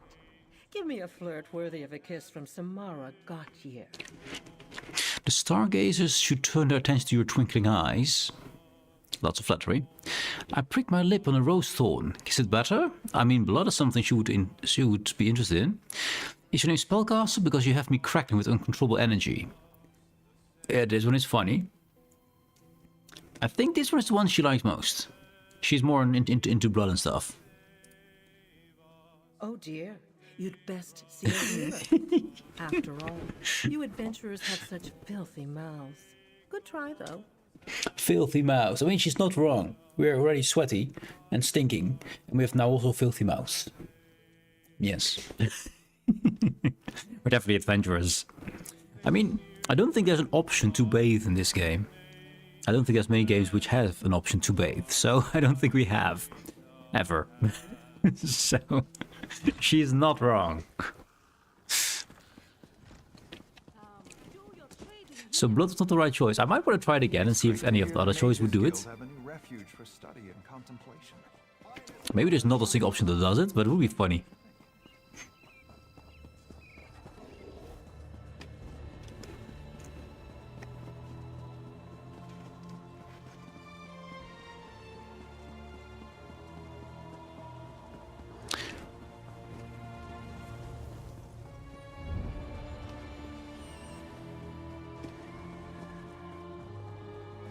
Hello, Kuzumyo. My How's little Joe? light returns. How was your time with Samara Gautier? I trust it was entertaining. She seemed the amusing sort. I have a forward sanguine tradition with Samara. You might be surprised to hear this, but I am happy that the Daedric Prince is getting some attention this holiday. Passion is both fire and light, and harmony only arrives with dedication and patience. Now here, some coin for your efforts. Take the parcel. You're back, and not a moment too soon. We're back. I am afraid to admit that I am a bit out of my depth, friend. The Blue Sash Guild is in desperate need of help, and only someone with an understanding of the adventurer's life can aid them. What is the Blue Sash Guild? And do they all wear blue sashes? They are a collection of close companions devoted to facing the thrills of Tamriel alongside each other. I have always known them as the tightest of friends. Until this recent bout of drama, that is. I would of course pay you for your aid. How can I help? Do what you do best. Throw yourself into the fray and let head and heart guide you toward a solution. Go to Waste Walker's Forge in Belkarth and speak with the guild's leader, Estelle. Please, end this drama before it's too late. Ending drama, yes. No more drama. Needs your help. No more drama. That will be 3. Nice. What? I was just looking at the time there. I actually thought we were just a few minutes gone, but no. We're already 3/4 into the stream. Oh no, 2/3, 2/3.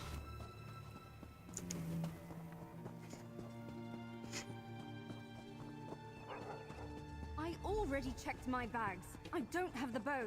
Are you calling me a liar? Almanora, please. No one is calling you a liar. I am calling her a liar. Oh, I've had it! Way to go, Jessie. Aha. So they insulted the mage, who assumed who she thought was being called a liar, and he called her a liar. Great. Great work. Sorry about that. We don't usually argue this loudly or publicly for that matter. Seems we're all at our wits' end. Oh, look at me, prattling on to a stranger. Don't mind us. We won't cause any trouble. Prattle on. Kuzumyo sent me to help you all. Really? Ooh. Bless his enormous heart and, frankly, your bravery. I don't know how much of our argument you overheard, but we found a rare bow inside Zalgaz's den. Now it seems to have disappeared. And Almandora's to blame? I'm honestly not certain. She found it, that much is true, but we were attacked before we could distribute loot. Once we were clear of danger, Jessie asked if he could have the bow, but Almanor said she didn't have it. So she lost it? Seemingly, but Jessie thinks she just wants to pocket it and break it down for magical materials. I don't know what to do. I've always been better at mending physical wounds. We've been friends for ages. I can't stand the thought of disbanding. I'll go talk with her. But first, the book. Merchants, Scoundrels and Thieves. Being an account of the Dragonstar Caravan Company by Geralt Farfly. It is well known that the settlements of present-day Craglorn were founded by a ragged and unsavory lot. Criminals, fleeing the close watch of the Imperials in Cyrodiil.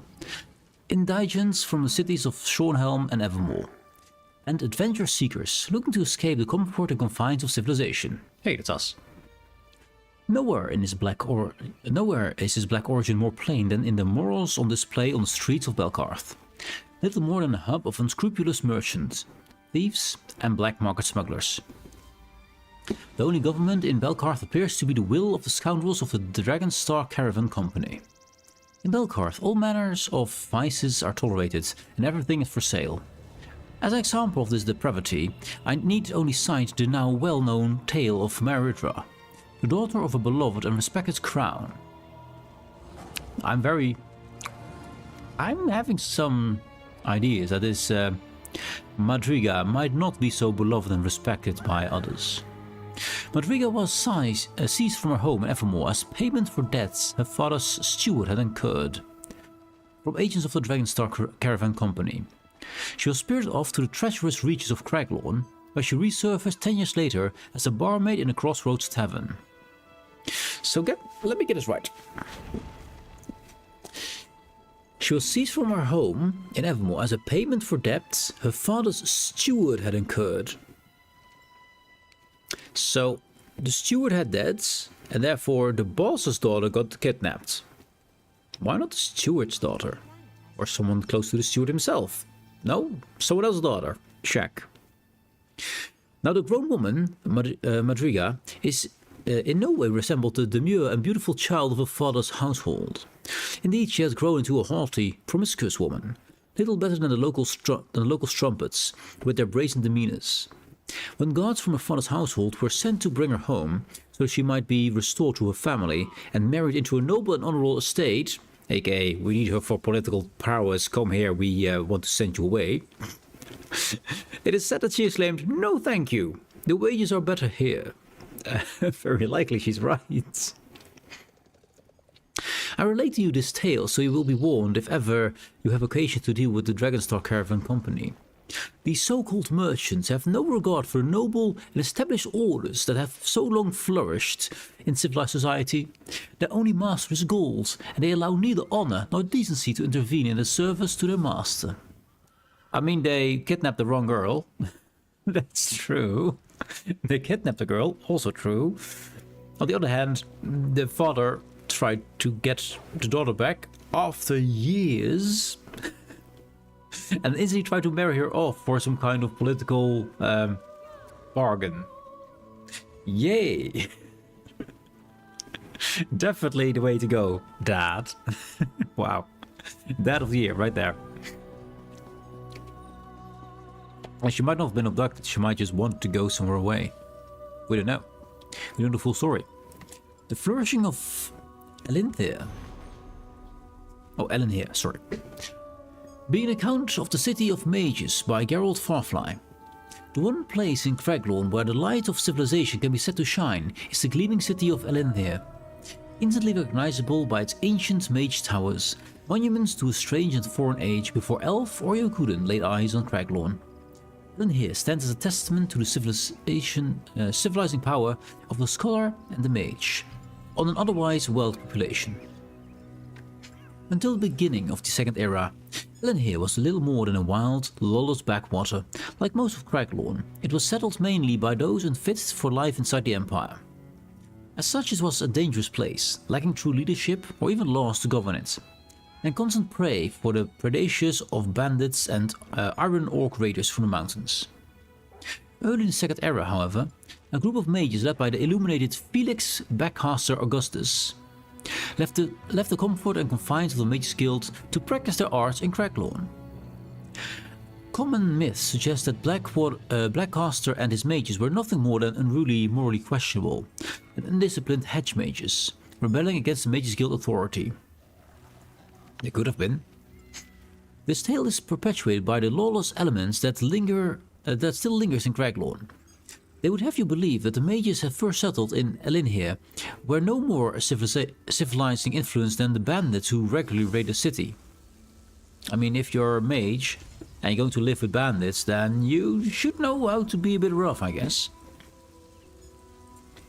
This could not be far from the truth. One needs only comb the archives of the Mages Guild in the Imperial City to learn that Felix Blackcaster was, in fact, a guild member of a high standing.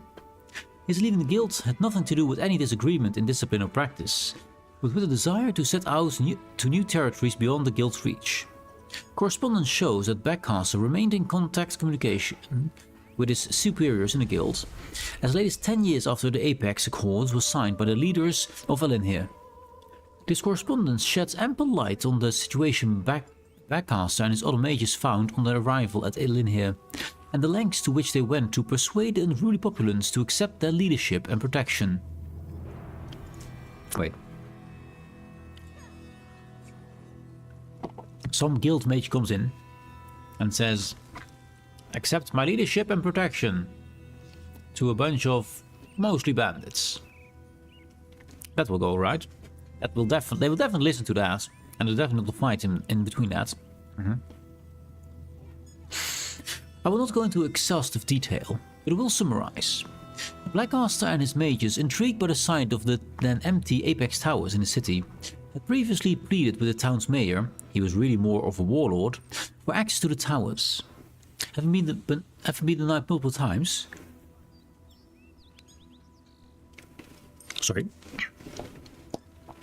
Having been denied multiple times, they were despondent and about to give up their quest. Their fortune shifted, however, when Iron Orcs came down from the mountains and laid siege to the city. Using their considerable power, Blackcaster and his mages drove off the Orcs, quickly winning the love of the fickle people of Elinhir. That sounds very convenient. It would be a shame if one of these mages hates the Orcs to give a passage by on the city. Blackcaster and his mages drove off the Orcs, quickly winning the love and fickle people of Elinhir. They acclaimed Blackcaster their new mayor, and shortly after the Apex Accord was struck, an agreement that stands to this day, and states that the mages of Elinhir's Apex Towers will provide protection for the city for as long as the city supports them in the operation of their Mages Academy.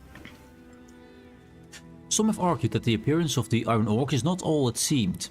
They've even gone so far as to declare that Blackcaster and his mages made a deal with the Orcs in order to win over the people of Elinhir. I find this suggestion both dubious and insulting. Such trickery would have been beneath one of Felix Blackcaster's stature and reputation. Of course, reputation. Not to mention the fact that the Iron Orcs are notoriously intransigent in matters of cooperation and negotiation. Here, gold. The truth is that from the time of the Apex Accords until now, Elinhir has flourished under the guidance and protection of the Blackcaster mages, becoming a prominent center of civilization in the wilderness of Craglawn. Isn't this the same Geralt Farfly? Is that the same guy who wrote the other thing? Yeah, it's the same guy.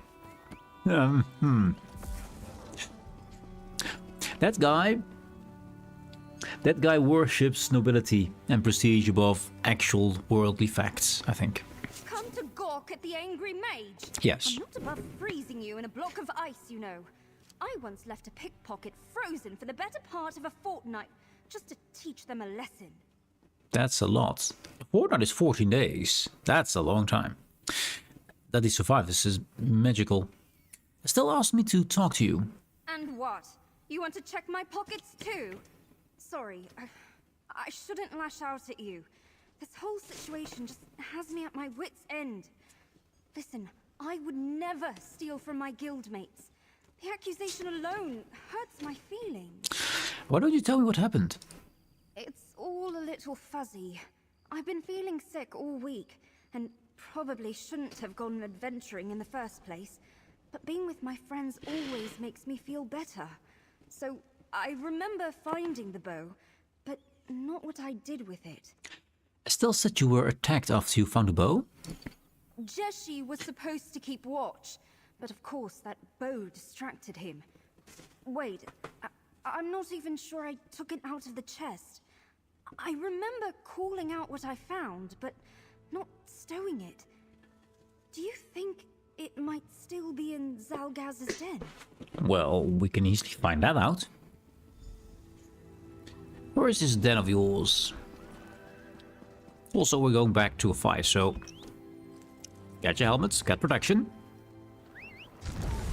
And where do we need to go?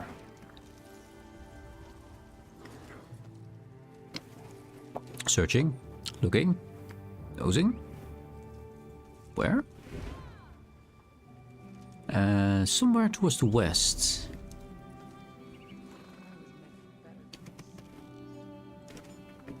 Zalgaz Den. Why is this not marked? And I pressed the wrong button, of course, because why not? Let's mark it. Don't know why the quest doesn't mark it. It is... Yeah, it is actually our active quest right there. Okay, that's odd.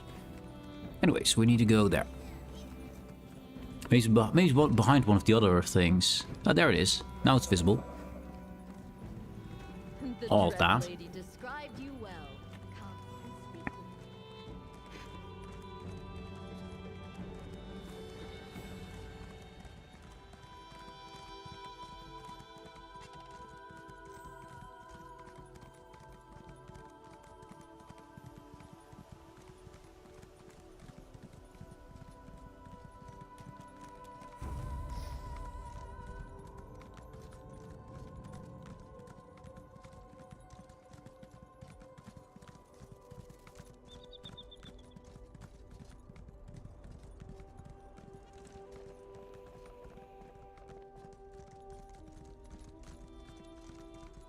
Ooh.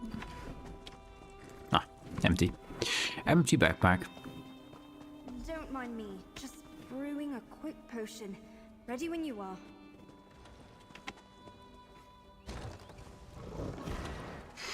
A quick potion.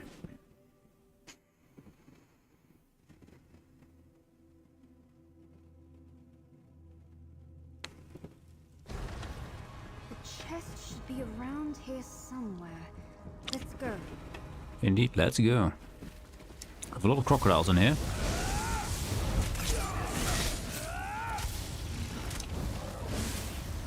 Might want to put on a healer, I guess. Yeah, because I don't really have a lot of heals on my character at the moment. It's because we're leveling up assassination, which doesn't really... I mean, there's a heal here, which is kind of healing, but not a lot. I do have the Wall of Storms, that's my AoE.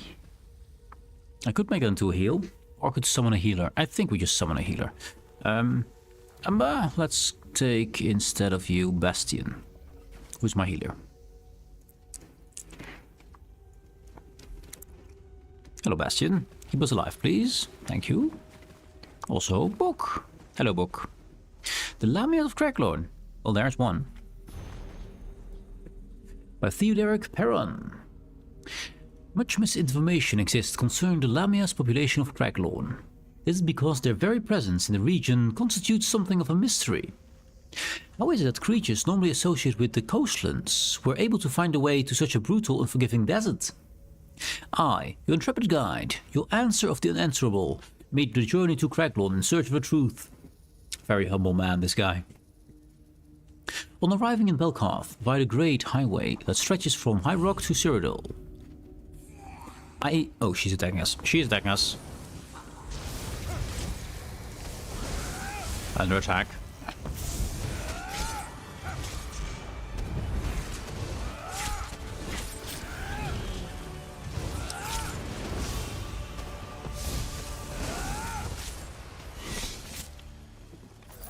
Interrupting our reading, how dare they? And then with an ad break in 11 seconds. I will wait for this book till we come back from it. I think there's nothing here. think here we're safe from being attacked. And else we're not. We're gonna wait. Waiting for the ads. Let's put up some music. Enjoy the music while the ads are running.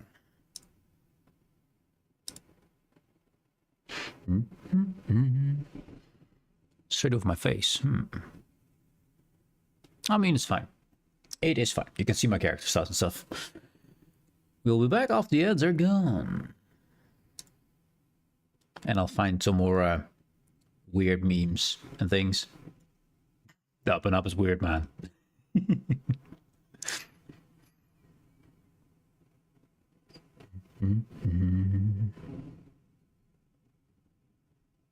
Oh.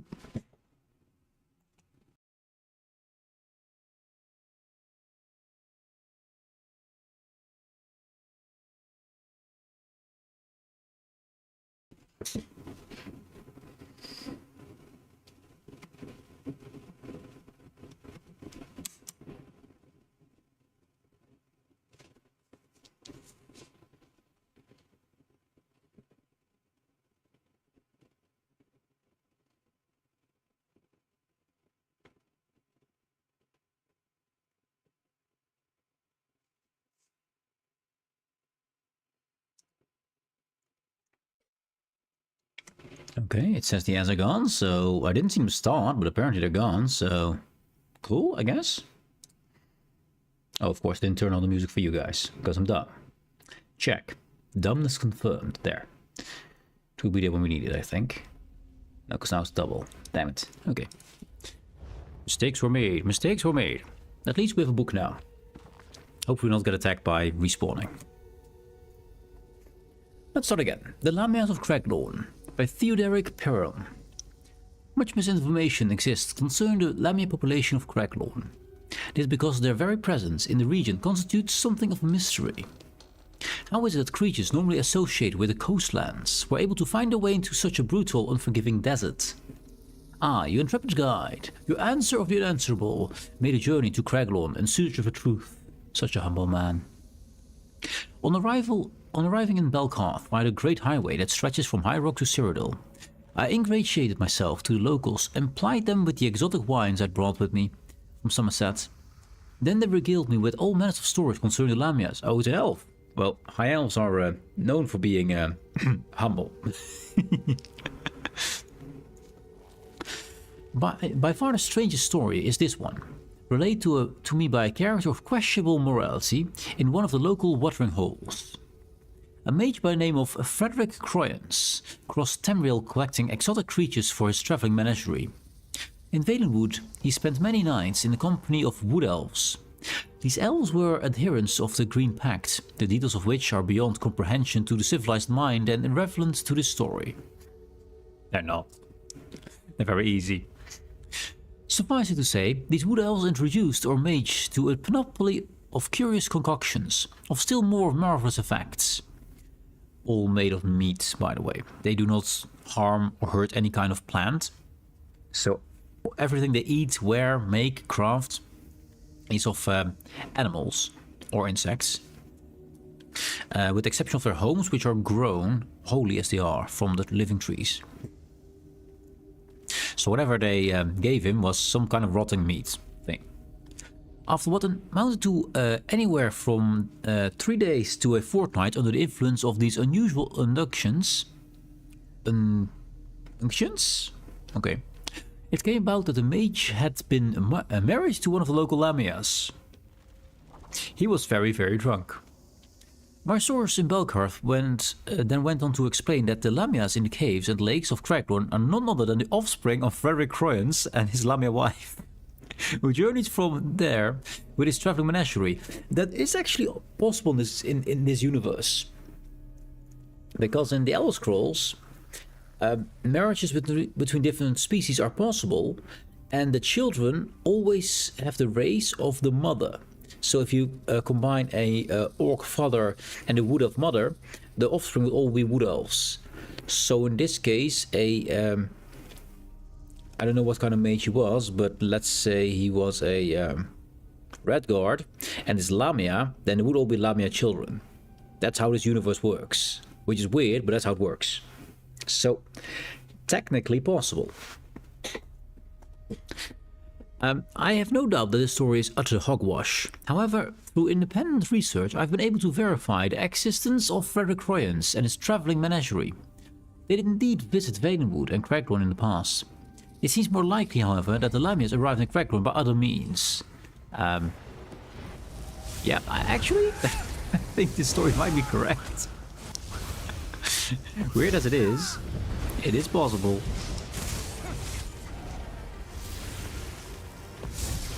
And that's why we're now fighting their children. Really old story, I like it. Cool story, bro.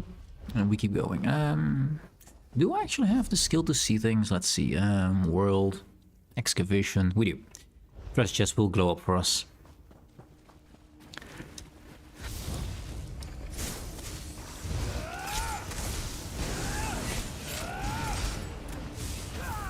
Have crocodiles, don't we?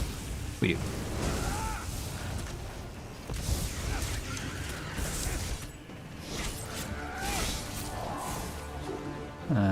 How are you doing, Bastion? You have a few crocodiles on your face.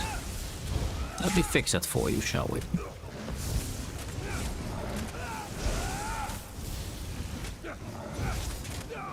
Normally I have to build instantly destroy these all, but yeah, we're leveling up our assassination skill line. Which is a good line, but not for AoE damage or healing. We can actually take the soul shard, that's good.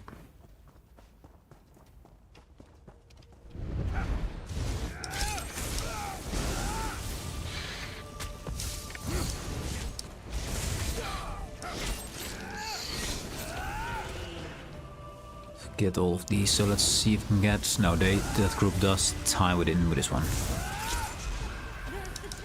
Could you stop that? Thank you. Stop that. You, stop that. Thank you. But they're all doing it. We're all screaming. But now at least they're together. I can do some AoE stuff on them. And because of our bro Bastion over there, we stay alive doing all this.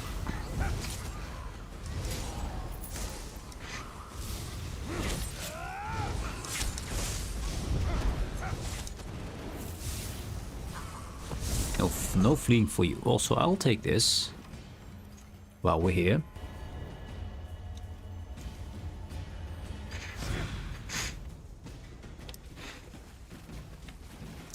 This one is very dead here.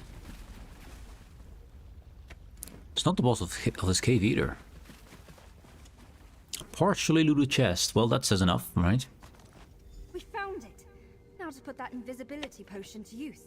I'll meet you back at the forge in Belkarth. At least he has a good way to disappear. A reason for disappearing. Invisibility potion. Sounds good.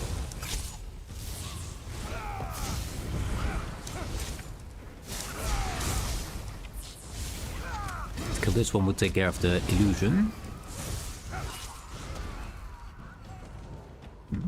Yeah. And I believe the boss of this cave, since I'm here anyway, I might as well kill it as well, right? Which is these three over here. Okay.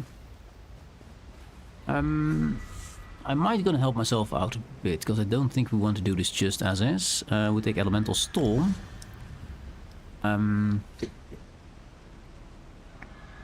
Extra damage sounds good. I'll take it instead of our Soul Harvest. It is a bit less XP for our skill line, but I'd like to survive this one, because this is 3 bosses, and they summon more nonsense.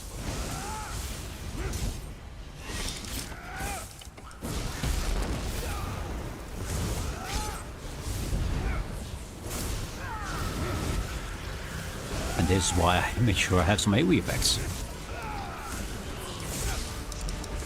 And still 42, not bad.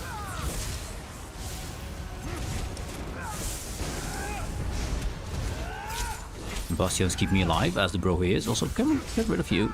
Oh, no.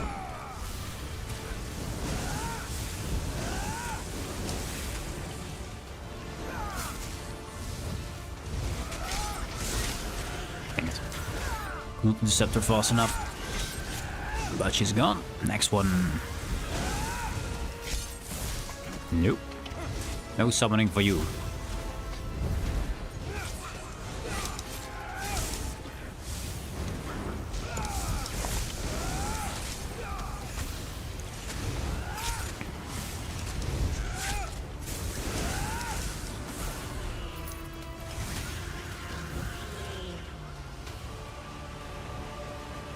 We got him. Also, we defeated the boss, which will also give us one of those boxes. Delve boxes, I believe, can give you a box, and I believe world boss will always give you a box, if I'm not mistaken. So we're, in this case, lucky. I do want to walk out, because I haven't seen this part yet. There might be another cool story somewhere hidden.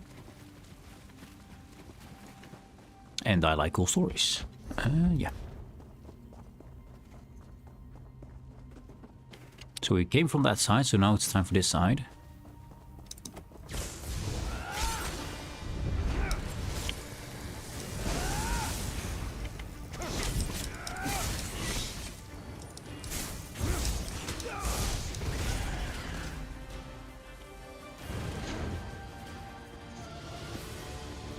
I do not see another book, just see crocodiles.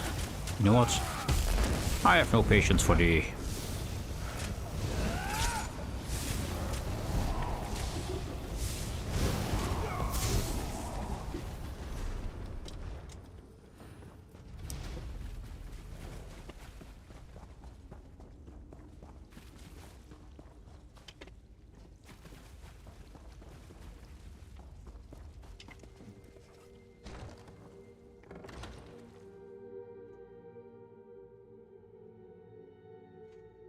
And we shall quickly return this time.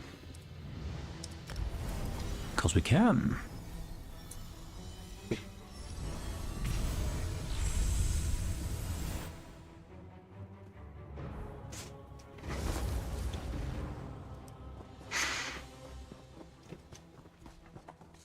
So at least we've shown that the mage is not a thief. He just forgot to loot the chest while they were under attack, which is, I mean, it makes sense.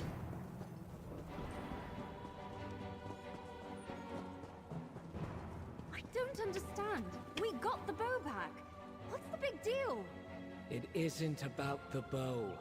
I need some space, Alma. It's all right, Alma. We'll get this sorted. Everyone take a break while I talk with our friend here. Well, Alma just cleared her name. Almanora told us you helped find the bow. I appreciate that. But it seems it won't be enough to solve all our problems. Something seems to still be bothering Jeshi. What's wrong with him? Something's been eating at him ever since the cave.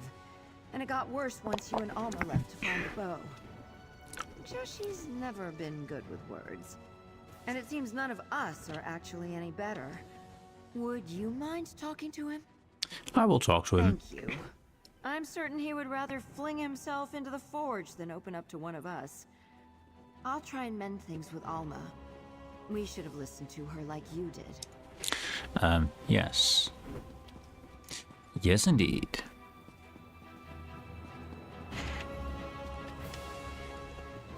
I am glad they sent you up here to speak with me. It will be easier to reveal my shame-slicked scales to a stranger. Okay, what's the matter? I do not feel good about how I treated Alma. In truth, I was angrier with myself than the trivial issue of missing loot. I was supposed to keep a lookout for enemies, and I failed. Yes. My friends could have been seriously injured. Yeah, that would make you feel iffy. I mean, he still vented towards his teammates instead of, well, just took the blame and apologized. Because they were attacked when the mage was looting, and he didn't warn them in time. So yeah, I'll mention something about that.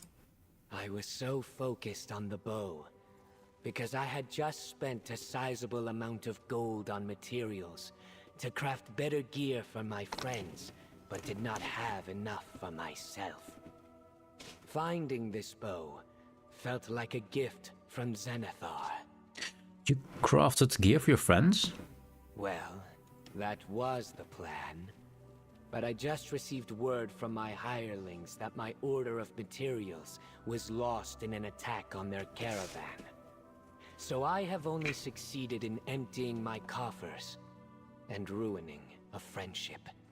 Let's first go for a shipment and see what we can do with that. You will? I haven't experienced such unabashed kindness since... well, since I met my friends. I'll make note of the caravan's last known location on your map.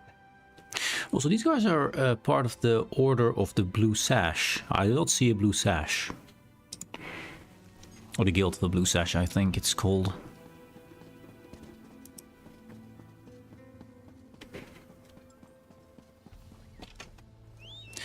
Let's see, 550, 545 or 409. 409 it is.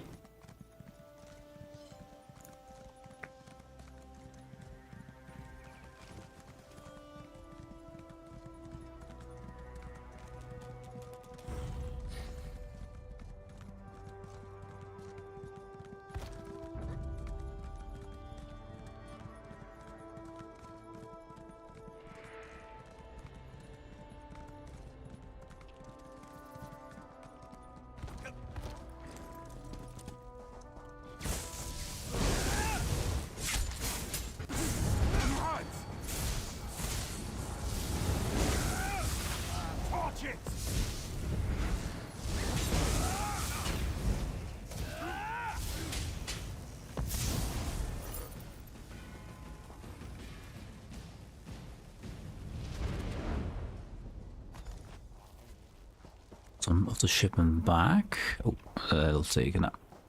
Nothing in a backpack. Backpacks are really good actually if you want to get some good rewards and stuff.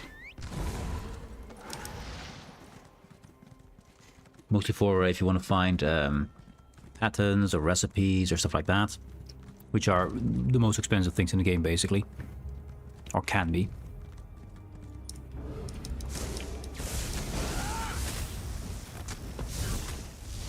And it's good to grab that whenever you can. The backpacks have good loot. And for many style pages in them actually, and style pages are, well, once again, expensive. Basically everything that is makes your look better is something that people want to have a lot of. The true end game is after all fashion.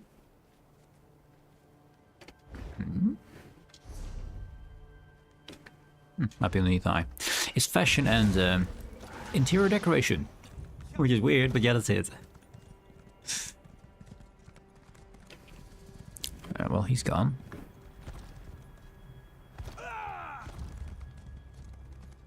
Another set of crocodiles, which we can't get away enough in time for.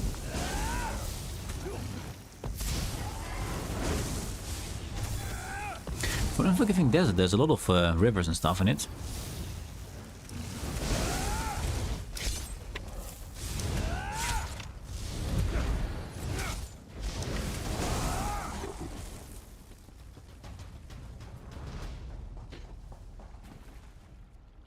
Oh, Nereid.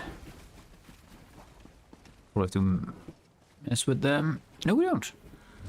Oh, well. Unless he does that, of course. Have some lightning. I think one of the coolest ultimates in the game. Yeah. Unfortunately, only with lightning, because you can always do this. So always do this with other staves, the frost stave, the fire stave, etc. And that doesn't look half as cool as that one does. That's just some guy. We got what we need, I think, so let's go back to the 300. Let's not waste that much gold. We ride.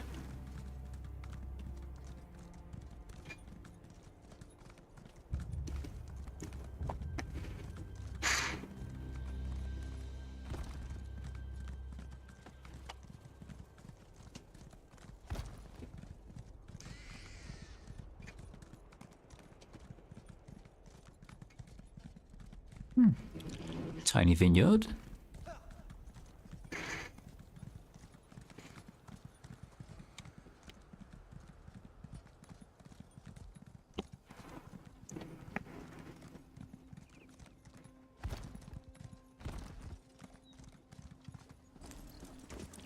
And here we are, we got our stuff. Welcome back. Jeshi told us to send you upstairs the second you arrived. So get on up there, I guess. Getting up there. Tell me, were you able to gather all of my missing materials? I've prepared everything else I need to craft the gear. Yeah, I found it.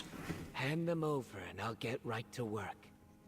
Everything else is prepared, and the forge is at the perfect temperature. This will only take a moment. And prepare yourself. Prepare yourself. Something you will learn about me is that I have a knack for showmanship. If you say so. I waited ages to craft these designs. Get ready, friends. Jeshi needs only a moment more. What are you up to, Jeshi? He's got that crazed lilt in his voice again. I hope it's an axe. Wait, no, 2 axes. Come on up. Your surprise is ready. It's a chest.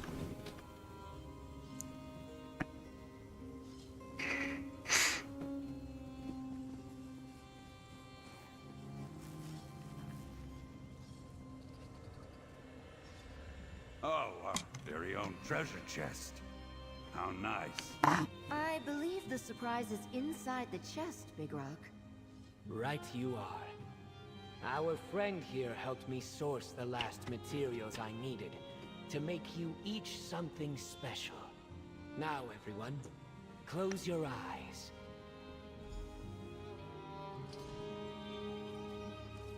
Alma, an axe so you can get up close and personal. Estelle, a circlet to help you regenerate magicka. And practically indestructible armor for Big Rock. These are amazing. It's perfect, Jeshi. Thank you. It took ages to scrape together the gold, but... Big Rock, what is that? I think I know the perfect way to test this armor. I've been saving this dwarven explosive since our time in... Yes. Can't be good. Explosives, because why not? How to best test your arm. Also, this axe here on her back. That is the special ice that is... whatchamacallit? I have it somewhere. The special ice you get in Skyrim as well. One of the DLCs. That's not it. Outfit styles. What was the name again? Two-handed. Two-handed here. Let's see, this axe. This Dromatra, not the right axe.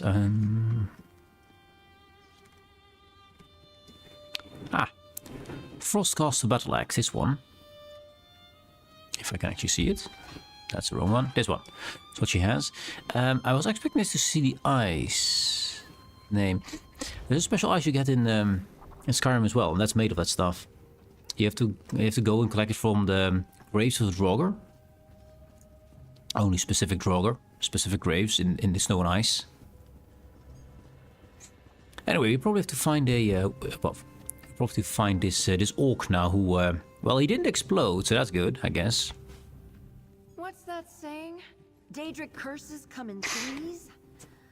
I should have known Big Rock would find a way to end all this with a... well, it feels insensitive to say out loud. What just happened? Big Rock happened. He has not quite learned the fact that impulsiveness does not make for a good frontline tank. In this particular case, it seems he tried to blow himself up in the name of research. Lucky for him, that wasn't an explosive. What was it? My best guess? Some sort of dwarven transportation device. An old one at that. Barely a burst of magicka. Which should mean he's somewhere nearby.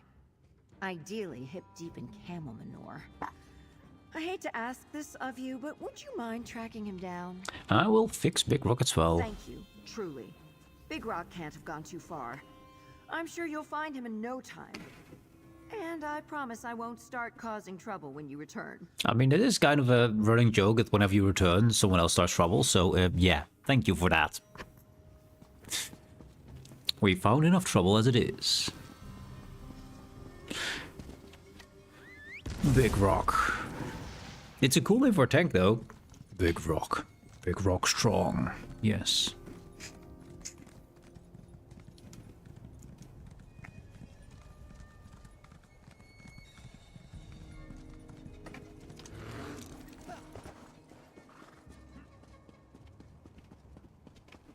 Jesse, this armor is amazing. I didn't feel a thing. Wait. I think it's Asmodom. I thought for sure that thing was an explosive, but then there was a rush of colors and sounds and a whole lot of weird flavors. And then I fell on my head right here. Wait, a lot of weird flavors? Okay. That was pretty dangerous. Sure was. But that's what I'm good at. Doing the dangerous sorts of things that might get the others hurt. Big Rock is tougher than all three of them combined. But that's all right, because it means there's plenty of me to protect them. They said you do this sort of thing all the time. If I see something that might hurt my friends, I charge right at it. If I stop to ask questions, it might be too late and someone could get hurt. If I could, I'd never have thoughts again.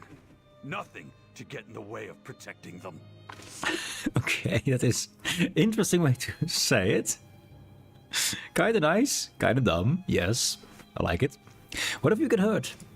If I get hurt, I know they will be there to help me up. That's the great thing about having friends, isn't it? You don't have to think about it to know they support you. You just know they do. I'm sure I'd like to hear you say that. You're right. Let's get back to the forge. I need Jesse to know his armor is pretty much entirely indestructible, and I'm living proof. Oh, now you are. Even though you did not have an explosion. I'll catch up with you. Yeah, I'll try. Can we do this? We cannot. There is there's a mini game you can play. We have to press them and keep them down. But also down there you see force lock, 65%. Oh, sorry, 56%. Force lock you can get up to 85%, I believe, and then you can just press one button and instantly open any lock with a 85% chance of success. Mostly works, but 65 is not high enough yet. I'm still leveling that. Ledger domain, as you saw in the top left corner there. So this character still needs that. My other character already has that. I think this guy is also the furthest along, next to my main character, which is the Khajiit you saw earlier.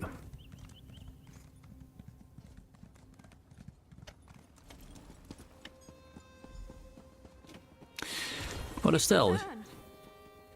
Up here? No, below. Below. Sorry, everyone. That was probably really scary. We're just happy to have you back in one piece, Big Rock. Come here. Big rock, big hug. Tiny elf. Yes. Big Rock, get over here and let me check that armor. Make sure you didn't fuse yourself to it. A quick word, friend. Everyone's smiling again. I thought for certain this was going to be the end of that's alright. We're gonna replay this. Traveling together, were we prepared to throw? We're gonna replay this in a second when the ads are gone. One moment.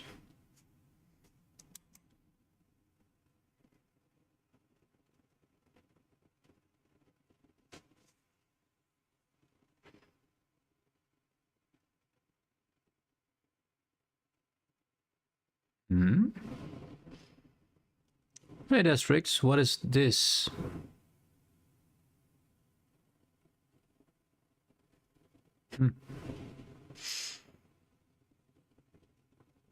Nice new generation of spam bots? I think so, yeah. There's a second spam bot there today. I mean, it's not really, it doesn't really spam much, it's just weird. I'm gonna remove him. Hello, guy, good morning, man. How you doing, dude? Hope you're doing good. Let me remove this weird guy. He has 2 messages. Well, if I can actually get to the thing. Never again. He's gone. Deleted. Hope you're doing good, man. I'm waiting for the ads right now. They should be 17 seconds, so it's almost gone. Almost gone. We're doing some a Valentine's Day event in the Elder Scrolls Online, which have some pretty cool quests. And I was doing them before stream. I was like, I want to bring this to the stream because it's just fun. So yeah, Doing as always. How about you? I'm doing pretty good, man. Doing pretty good. Oh, good stretch. Good freaking stretch. I finally got my my new rain suit. Because my other rain suit I completely worn down. I went completely through it. For some reason, rain suits are never good at surviving cycling. And I cycle for 3 hours a day, every day, with my rain suit on. So that completely wears down your bottom. And there's nothing as annoying as having a wet ass while having to cycle a lot for 2 hours. Yes. So I finally got my new rain suit yesterday. And it worked. It was very necessary this morning. I was drenched. At least the parts that were not covered by my rain suit. So yeah. But yeah, but my other rain suit was completely through, man. It was it's more hole than rain suit. I don't know why they don't make rain suits that are actually good against the friction of riding a bike. I have not found any specific rain suits that are good against that. I do want high visibility though, because I want to make sure people see me in the morning. Because I've had to dive a few times before cars, because people, well, they just wake up, they drive away, and then, oh, there's a guy in front of you. Anyways, there we go. We're back. We have returned. And and now we can actually replay the audio, so that's good. We're just about to finish up this quest. Everyone's smiling again. I thought for certain this was going to be the end of us. How many years of traveling together were we prepared to throw down the cliffside? Of course, this is all thanks to you. Yeah, as soon as they sit in their multi-tons killing machine, nothing outside the car matters to them. I mean, most people do care. Most people do care. It's just that they don't pay attention, or that they're just tired. I mean, when I drive in the morning and on my bike, that's between 3:30 and 6:30 in the morning. I understand people are tired then. That's normal. So I don't blame them for it. And usually they try to stop and they evade things, but it's just early. It's just normal. I also am sometimes like, it's so early. And I cycle around like a zombie. I do the same thing, so I can't blame them for that. Just I do not have a, as you called, a multi-ton killing machine under my ass. I have a wet saddle under my ass. That's what I have. How could you not fall in love with the people who protect you from the undead? Heal your wounds or light your path through a dark cave. They've each made my life richer for having them in it. I hope I do the same for them. What comes next for you all? Also, this Guild of the Blue Sash. None of them have blue sashes. None of them. At least none of I've seen. Hopefully a long night in a tavern. After that, whatever Tamriel has to offer, we're ready for it. I wish you safe travels, friend. And please, give Kuzam Joe my thanks. We shall. Also, I have a new emote coming up. That's being made right now. Which is going to be a new animated emote for the stream. I was not really planning on doing it, but I had someone who was kind of determined. And I had a little bit extra cash because I was able to do the whole run around the village for my paper round. Here it's customary that around Christmas time the paper boys go around all their houses during the daytime, where people are actually home, to see if they can get a tip for the year's work. And I got a pretty big tip there. Why is your pet on the ground? Oh well. And so I had some money together, and I thought, well, let's try it out. So I tried this guy out, and I've seen the first iteration of the emote, which of course could have been. It was not a bot, I knew that, but it could have been a scam. So I paid a little bit in front, not a lot, but a little bit in front, because I think it's only fair. And I was completely expecting that money to just be gone, but I actually got a message today with a first iteration, which looks really cool. So yeah, hopefully in about a week there should be another emote, and a good one, not one made by me, which I'm so proud of mine, but I'm not an artist. At least not a good one. I think my best emote is the greed emote. That's I think the best one I've made. Let's see. This one here. I think that's my best one. And making all my trains all of them, actually move, which they didn't originally. And I made this one. That one that actually took a long time. So the train moving was something I did. I didn't make a train. I made the hype wagon. The rest I didn't make. And that DNA strand moving took me 6 weeks to make, because to figure out how to make it where the middle stripes stay in the right position and do not move away, because it's supposed to be the strands rotating, not that it's moving from side to side. That took weeks to find out how to make that look good. No one besides me has ever used it, but I put a lot of effort into it and I'm proud of it. No one has ever used it. It's fine though, it's fine. So I want to make more myself as well, but this time we're going to get a professionally made emote. Do my keen ears deceive me? Or is that the boisterous laughter of the Blue Sash Guild I hear?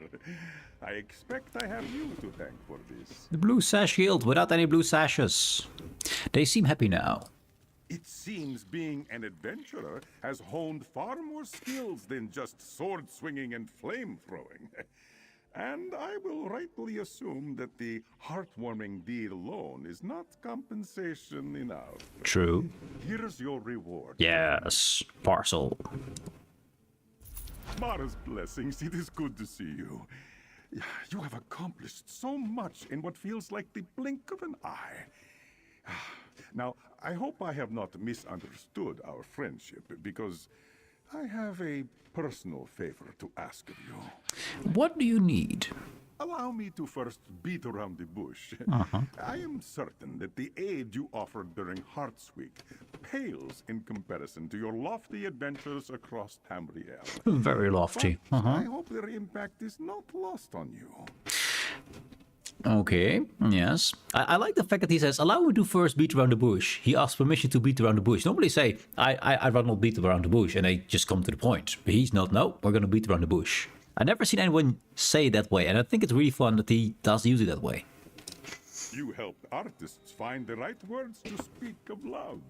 You repaired friendships worth their weight in gold. And yes, even played a few of Sanguine's games. Whether you knew it or not, you are part of Mara's radiance. Okay, we are now apparently irradiating. Yes, radioactive. And what does that have to do with your favor? While I am a priest of Mara, love of a physical nature has always been a curious note. Physical? I prefer the intimacy of a shared space, kind words, or thoughtful gifts. But after our time together, I was curious if you would be open to a hug. A hug? That's it. Keep in mind, I understand why these guys find it so hard to ask for a hug. This guy in front of us is a tiger. Sharp claws, sharp fangs, everything. Also, he's about twice my size. I think many people will be very scared to being hugged by this guy.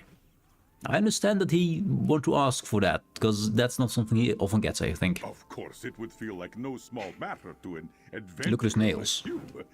Those claws. Physical touch is tricky.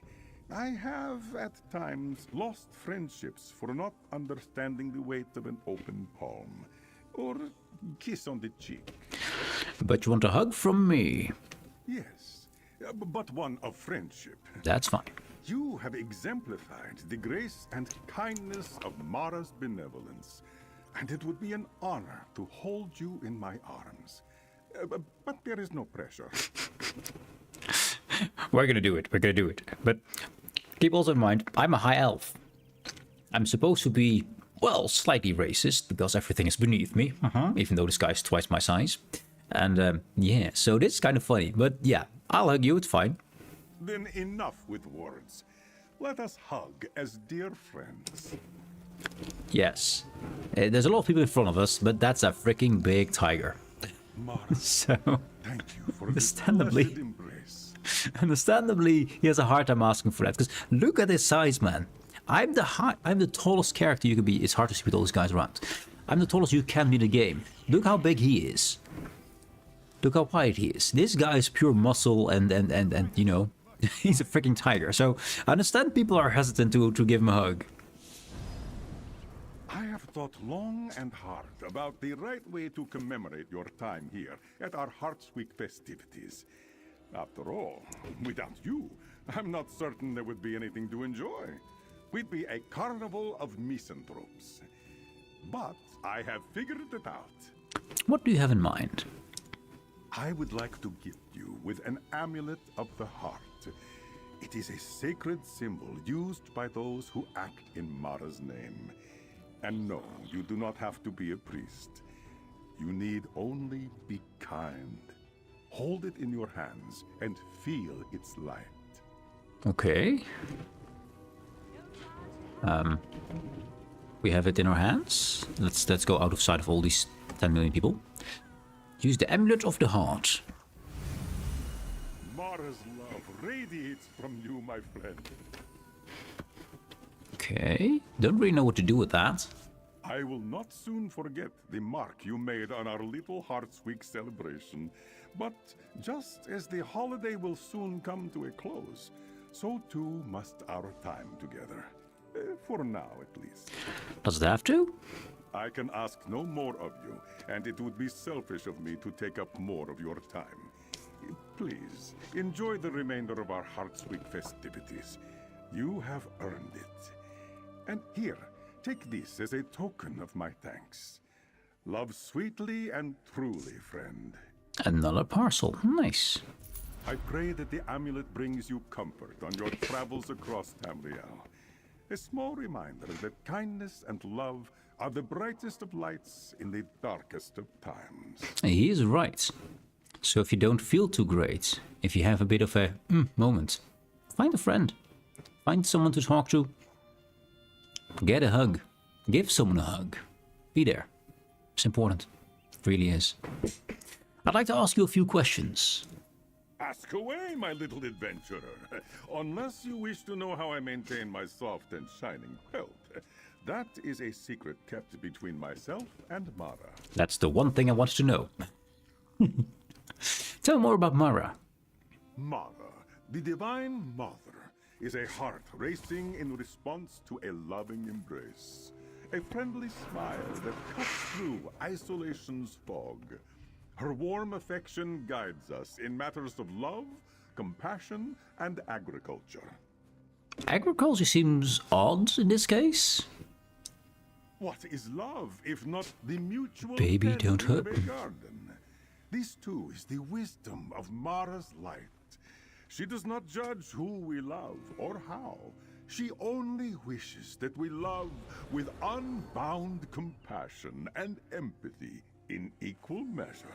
I think my bots are going a bit wild over there. Don't know why they're doing so many at the same time. I mean, 2 I posted myself, and then we have triple... 2 times the exact same message. I need to fix that. The Song of People is sometimes irregular, so that can happen. But the copy of the same thing I need to fix. And what is Hearts Week? A celebration of these very tenets.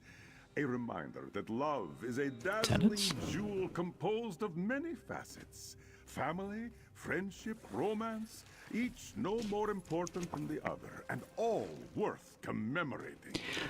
He used the word tenets. There's only one group of people that use the word tenets that I know of in the Tamriel. That's the Dark Brotherhood. So that is interesting. Yes, I don't hear anyone else talk about tenets, that they're basically a set of rules. But that is interesting. Maybe just simply because it's old-fashioned. Now, how are the troop members? How have you seen Samagarche or the Blue Sash Guild? The troop members, the first ones we helped, these were a group of entertainers who had a problem with entertaining, and we helped them out. How are they doing? How did Dreams in Scenes put it? Artistically energized? Great words. Fire has returned to their eyes, and already they are planning their next project. I would not be surprised if you made an appearance in their next play. Me in the next play? Do not worry. I meant in spirit. But I suppose we cannot rule out Gadaz attempting to play you himself. He may be a skilled actor, but I doubt he can come near the charm of the genuine article. Wow, this guy's full of flattery. And it's right. Sometimes you just put your nose up and say, yes, I am that amazing. Have you seen Samara Gautier? Since your time participating in old sanguine traditions? I have not. But I am certain she is still around. Her scent still lingers in the air. Not her stench. Speaking of which, I finally remembered where I know this aroma from. He was already talking about how we stink of sweat. So that she has someone else that is not stinking of sweat is kind of like, shit. We need a bath, chat. We need a bathing game. Yes. You finally found it out? Tell me. I was very young. My foster parents had surprised me with a trip Foster to parents. Skinbrand for the Jesters Festival. Oh, never before had I seen such fanfare, and how I adored the pranks. It was there that I met a man named Samuel. Samuel, not Samara. Not Samara, but someone with the same piercing gaze and fiendish smile. This is where I first caught a whiff of this peculiar aroma, wine-drenched roses. I thought it a pungent smell, but no one else seemed to notice it. How strange, yes? Oh, Sanguine has interest in you. At least his representatives do. Any news from the Blue Sash Guild? News? Oh, none other than bright smiles as they ran through our festival. On the way to their next adventure, I am certain. I believe Big Rock was even skipping. I would have joined if not for my aching knees. Big Rock skipping. A giant orc in, what was it? What was the armor? I forgot. The very fancy armor. Skipping, that would be interesting. Also, aching knees makes sense. He's a giant tiger. Tigers are not meant to stand on their back legs. That's not how the body's designed. And even if it was, if you're very big, your knees and ankles will definitely get a lot of wear and tear. More than they were designed for, because, I mean, with already when you have people who are really tall, that knees, ankles and hips, and also their back themselves, wear down too fast, because our bones and our capsules around our joints are not made to bear that much weight. So tall people have a lot more wear and tear. They haven't had any more issues? No, but only time will tell. You did an excellent job reminding them of their devotion to one another. Too often we allow insecurity or worry to cloud our judgment. I sense they will not make the same mistake anytime soon. That sounds good. And those are all the quests for the Valentine's event, the new Heart event in the Elder Scrolls Online. Let's see what we got for it. Because we got quite a lot of these chests here. Let's see. We got a treasure map, which is basically useless. We got Deadlands curtains. I need to take all. Can look at it later what they look like. Another annunciation, nice, it's leveling up. Got some tea. Beginner's bowl fishing kit for sharp-eyed anglers that want to take initiative when it comes to landing the big one. This gift for sharp as night is more appreciated when used during Heart's Week. So we can increase our rapport with sharp as night with this on a character. And we got some garlic as well. We're safe from vampires here. And another repair kit. Is a gravy boat. I was like, hey, a boat. No, a gravy boat. Okay. Slightly smaller. A tin of High Isles taffy. A sweet little reminder of the home for a night on an errantry. This gift is for Isabel. It's more appreciated when during Heart's Week. Isabel gift. Cool. And a companion staff. Not really great. Oh, Ferrofungus is good though. That's hard to get. Telvanni style stuff. Yep, I'll take it. And our candles, I like those. Those are really cool. Also the price, look at that. 19,000 for this. Pretty good. Ferrous salt is for Yakuden style. Not my favorite, also pretty cheap. 75 to 93 gold per. It's not that great, but you know, it's fine. I'll just keep it, not sell it. And the Night Isle... sorry, the High Isle Nightstand. 3,000 to 4,000, pretty good. If you want to sell it. And that's them. So let's have a look about them. So this nightstand, what do you look like? Review. Cool little table. Not bad, actually. I like the wood grain in it. Kind of interesting, the wood grain kind of disappears on the side. You can't hardly see it. And then suddenly, oh yes, there's a wood grain in it. And there's candles. Oh, I'm not sure I have to. I might have those. I have to look into my main character. He has them. The gravy boat. Gravy. That stuff in there. I think it's pretty old gravy. That looks a bit like it's overdone. Also, this little spout here. I don't think that would suffice. I think it's a bit too low, or there should be a little indentation on this side here to actually make it go into the spout, not just overflow. So I don't think it's a very good. I don't think it's very usable. And the gravy looks kind of yuck. I mean, it's gravy, but still. Recipe, and curtains. Deadland curtains. Okay. Could be cool somewhere. As far as I know, they don't open or anything. And that's it. We got some cool stuff. We've seen all the missions. All the quests. And that was basically the night's... the Heart Week's event. Now, of course, you can get more stuff for Heart Week. If it's Golden Pursuits here going on, you can get... eventually you can get this thing. I'm going to get myself work. You can actually see me. It's pretty awful. It's pretty freaking awful. I will never use that. Definitely never use it, because... oh no. Yes. Freaking gay. Holy shit. No thanks. I will pass. I already got the stone oak crates. Didn't give him anything special. Small Dibella bouquet, which I have for placing inside of house. A kitten moppet, Hurt's promise. A little doll of something. I have no clue what it is. I thought it was a bear at first, but it looks more like a cat. But then this tail is, well, that's a lot of tail for cat. But I think it's supposed to be a cat. Some pretty amazing chairs. Only 2 of them though. And you get the chairs. You don't get the way to make the chairs. So you can only have 2 of these chairs. Which you can probably sell. So I can probably buy them on exchange. And a love blessed table, which is kind of cool looking. A bit like rose petals on it. I like the details in the legs there. Pretty fancy table, yes. So you can get all these things by following the missions here, complete quests, claim rewards, etc. It's not very difficult to finish this. You don't need to hit 12 things done, and there's way more than 12 here. So that should be easily done.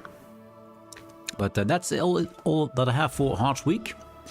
I want to wish you a very nice Valentine. Make sure to let your loved ones know you love them. Give them a hug. Don't forget that hugs are important. And I'm going to call it for today. I want to thank you all very much for watching. Hope you have a nice rest of your day. And bye-bye. I think tomorrow we're going to play... I'm not sure. I think we're going to play Starcom. I think we're going to play that. Because I do want to finish the story. And I kind of look forward to it. So probably Starcom. I'm not going to promise it, but probably Starcom. Anyway, enjoy the music on your way out. Have a good one. And enjoy today. I had to think about the exit. It's not the best outro ever. We're gonna go with it. Have a good one. Bye bye.